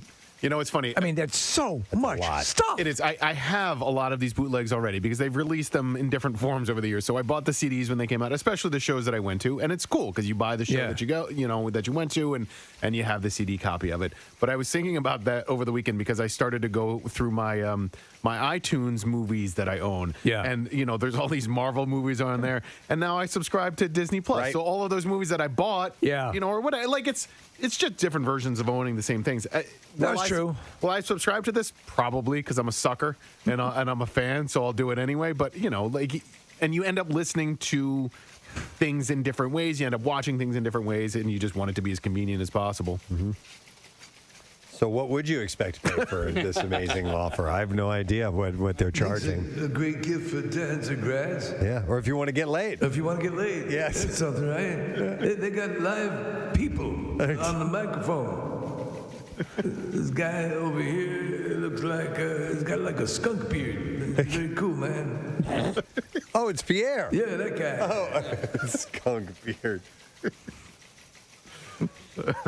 I wish Eddie would do like a Romp Appeal type of thing for their music, selling You just it. set it and forget it. When you come back, there's rotisserie chicken that's like, mwah, so good. Steve, he did this Global Citizen concert over the weekend. It was, Right. I think Josh Klinghoffer played with him. It wasn't the full Pearl Jam band, but he did this little promo beforehand, and he was up on stage. Eddie was talking about it, and it was you. It was like I was watching this thing, laughing, and it was sort of a serious message about getting vaccines or whatever, getting vaccinated. But it was so dead on. It just cracked me up. I couldn't not laugh. You know what? He's a very thoughtful guy. Oh yeah. What I absolutely love him in is Dewey Cox. Yes. So good. When he is inducting Dewey Cox into, or they're at an award ceremony, and they're giving him a lifetime achievement award or something Ezekiel. like that. Yeah, and Eddie is going through the list of the rock and roll hierarchy and likening them to various biblical characters and so on. He's great in it. He is really good. He does such a good job. And he's kind of making fun of himself in that process too. Yeah. That I revisited that movie not that long ago. Yeah. I was watching John C. Reilly do Dylan. Yeah, right. And, oh my God, I just was dying. It's the best. It's so good. What the hell is he talking about? The top 5 artists have been named in the Rock and Roll Hall of Fame's 2021 fan vote. So they are Tina Turner, led the pack with a whopping 585,000 votes, followed by number 2 by Afrobeat pioneer Fela Kuti. We were talking to the president, or the CEO of the Rock and Roll Hall of Fame not that long ago about that. The Go-Go's are number 3, Iron Maiden number 4, and Foo Fighters are number 5. The inductees for the 36th annual Rock and Roll Hall of Fame will be announced later on this month. So doesn't it seem rather odd that Tina Turner should be going in vis-a-vis the fan vote? I mean, shouldn't she legitimately be? I would think so, especially with Tina the other Turner, with the other people that have been nominated from the world of R&B. Yeah, Tina Turner's a no-brainer, especially earlier on with Ike and Tina because they were raw. Yeah, and they were definitely rock flavored. So but I don't know how it ended up like this. 2 more quick things. Nine Inch Nails has announced 2 separate headline shows. Nowhere near us. They're going to be in Cleveland on September 21st and 23rd. And the Pixies will be... Cleveland was the home of the Drew Carey show. Cleveland Rocks. Cleveland Rocks. Yeah. Little Eddie observations. Yeah, fun facts. Eddie. The band announced on Twitter Nine Inch Nails return to Cleveland for the... Little fun fact for you here. The Drew Carey show, the sitcom, took place in Cleveland. How about that? That Mimi, she was hot on there, wasn't she? She wore a lot of mascara, but she was a cut up. She was the bane of Drew's existence, so it was quick with the comeback. Cut up. So boss was Craig Ferguson, wasn't he? Yeah. That's right. He was the boss on the show, right? Yeah, that's what I said. Oh, I'm sorry. He's hard to understand sometimes. He fumbles a lot. I heard Craig Ferguson, and that's it. The band announced on Twitter, Nine Inch Nails return to Cleveland for the first time since the band's induction to the Rock and Roll Hall of Fame. Visit the Rock and Roll Hall of Fame Museum display and see the only Nine Inch Nails headline show of 2021. So tickets go on sale this Friday for that. And then one last thing, speaking of tickets going on sale, 15 minutes ago, Eggs with Peg tickets went on sale for Keenan's and the party at the Jersey Shore. Yep, it's the official opening of the Jersey Shore. A little bit different this year. We will not be broadcasting live, but our buddy Brett Porsche will be on location reporting live. The numbers are more limited. Only 900 people are allowed in. That is a major step in the right direction. Yeah, it is. There's going to be a party. It's modified, but that party means next year's party is going to be the party. All right, but so take advantage of this, man. It's going to be awesome. Tickets are on on sale now. You can go to WMMR.com for complete details and the ticket link. And it's brought to you by Coors Light, made to chill. Proceeds, by the way, benefit the John R. Elliott Hero Campaign for designated drivers. And the reason it's ticketed this year is because the numbers are limited per the restrictions. So, as you said, though, 900 people. It's going to feel like what you want. Yep, absolutely. All right, and there you go. That's what I have in music news. Unless, Eddie, you've got anything else you want to add? I think. I'm good. Okay, so we'll just wrap. Better out. Hey, just real quick, going back to Tina Turner, she is in the Rock and Roll Hall of Fame with Ike Turner. There we go. Yeah, I so- misspoke. No. Well, I mean, Instead of a solo as artist. a solo artist, she's not. She in. should have been. She should be. This is a fan writing bunch of crap. Yeah, right. I agree. Should have been the Go-Go's. We got the beat. Yeah. Yep. Exactly. Private dancer, actually. I was, I'm your private dancer. Yes, oh my God. Dancer for money. Yeah, he does a cover of it. I had no idea. That's a good song. Yeah. That was a great album. I agree. Yeah. I agree. I like What's the song that the first hit off that album was? Was Love it? got to do with it. Yeah. Yeah. I tell you what I liked was a duet she did with Bryan Adams. It's Only Love and That's All. That's a great freaking song, man. There's another duet she does. There's another duet she does. Oh, okay. Who's the other artist that she does? It was big at the time. Well, they also did Beyond Thunderdome. We don't need another. Nah, hero. that stinks. Yeah. But no, I liked it. Yeah. But it's Hoagie. I don't know. Yeah, Steve, I remember her having a hit. You like the band. I like the band, too. And she sang it with, what's the guy's name? I Need More. God damn it. It's big in the, and I'm having a complete brain fart. Complete Big in the 80s. Alt rock sort of band from the MTV. You Better Be Good to Me. No, that was so. You That Better was Be a Good to solo. Him? That was a solo hit for her. Cleveland Better Be- Rocks? Oh, wait a minute. Wait, Better Be Good to Me. Yes, that was with somebody else. Curran? What's his name? No. Irwin? Nick's gonna look it up. I don't even know Steve what we're Irwin. talking about. Steve Irwin? You Better Be Good to Me. Okay. Tina Turner. Look that up. Just do a search on You Better Be Good to Me. You know what I'm talking about. Better be good to me. You know, man. Mike Chapman wrote it. No, not Dwight Chapman. Rupert Hine was the producer. Maybe it was something else, Steve. She did a song with Mick Jagger, I think, didn't she? Who did Saved by Zero? The Fix. Right, and who's the lead singer of The Fix? Cy Kernan. And he sang with her. He did. You're right. And it was a song. And what was the name of the song? And I can't remember, but I'm Was glad it Eddie Cleveland came over Rocks? because now we're getting somewhere. The Fix? Yeah, Cy Kernan is his name. That's Cy right. spelled And C-Y. He sang, I think, a really good duet with Tina Turner. Okay. Cy Along. What would you expect to pay Silana Concon with? No, man, she used to eat berries. Well, he appeared in the Better Be Good to Me video. So Okay. maybe that's what it brings you back That's to, probably Steve? it then. Okay. Right. That was another hit off that album. Yeah, I was Yeah. saying something, Nick. Somebody's got to be texting in. Tina Turner and Mick Jagger, Better Be Good to Me. Yeah, Cy Kernan from The Fix. I There guess we go. Stewart. he might have did sang on that. It Takes Two at Rod Stewart. It Takes Two from Rod Stewart. By with, Rod Stewart? with Rod Stewart. With Rod Stewart. At Rod Stewart. Okay. All All right, we got that. Got Yeah, to the bottom of that. I think we got it. All right.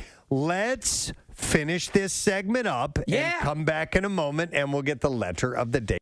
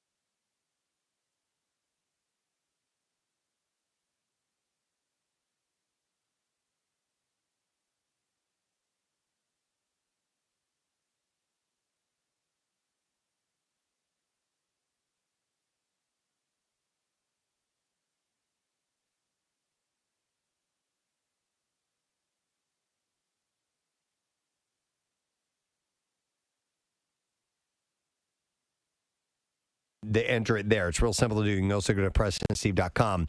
If you want to do it that way, you certainly can. So we got that going.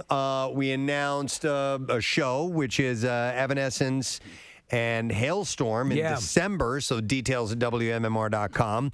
The Keenan's tickets went on sale just a little while ago. So we had a lot to get into today. Ton of stuff. Very cool. Absolutely.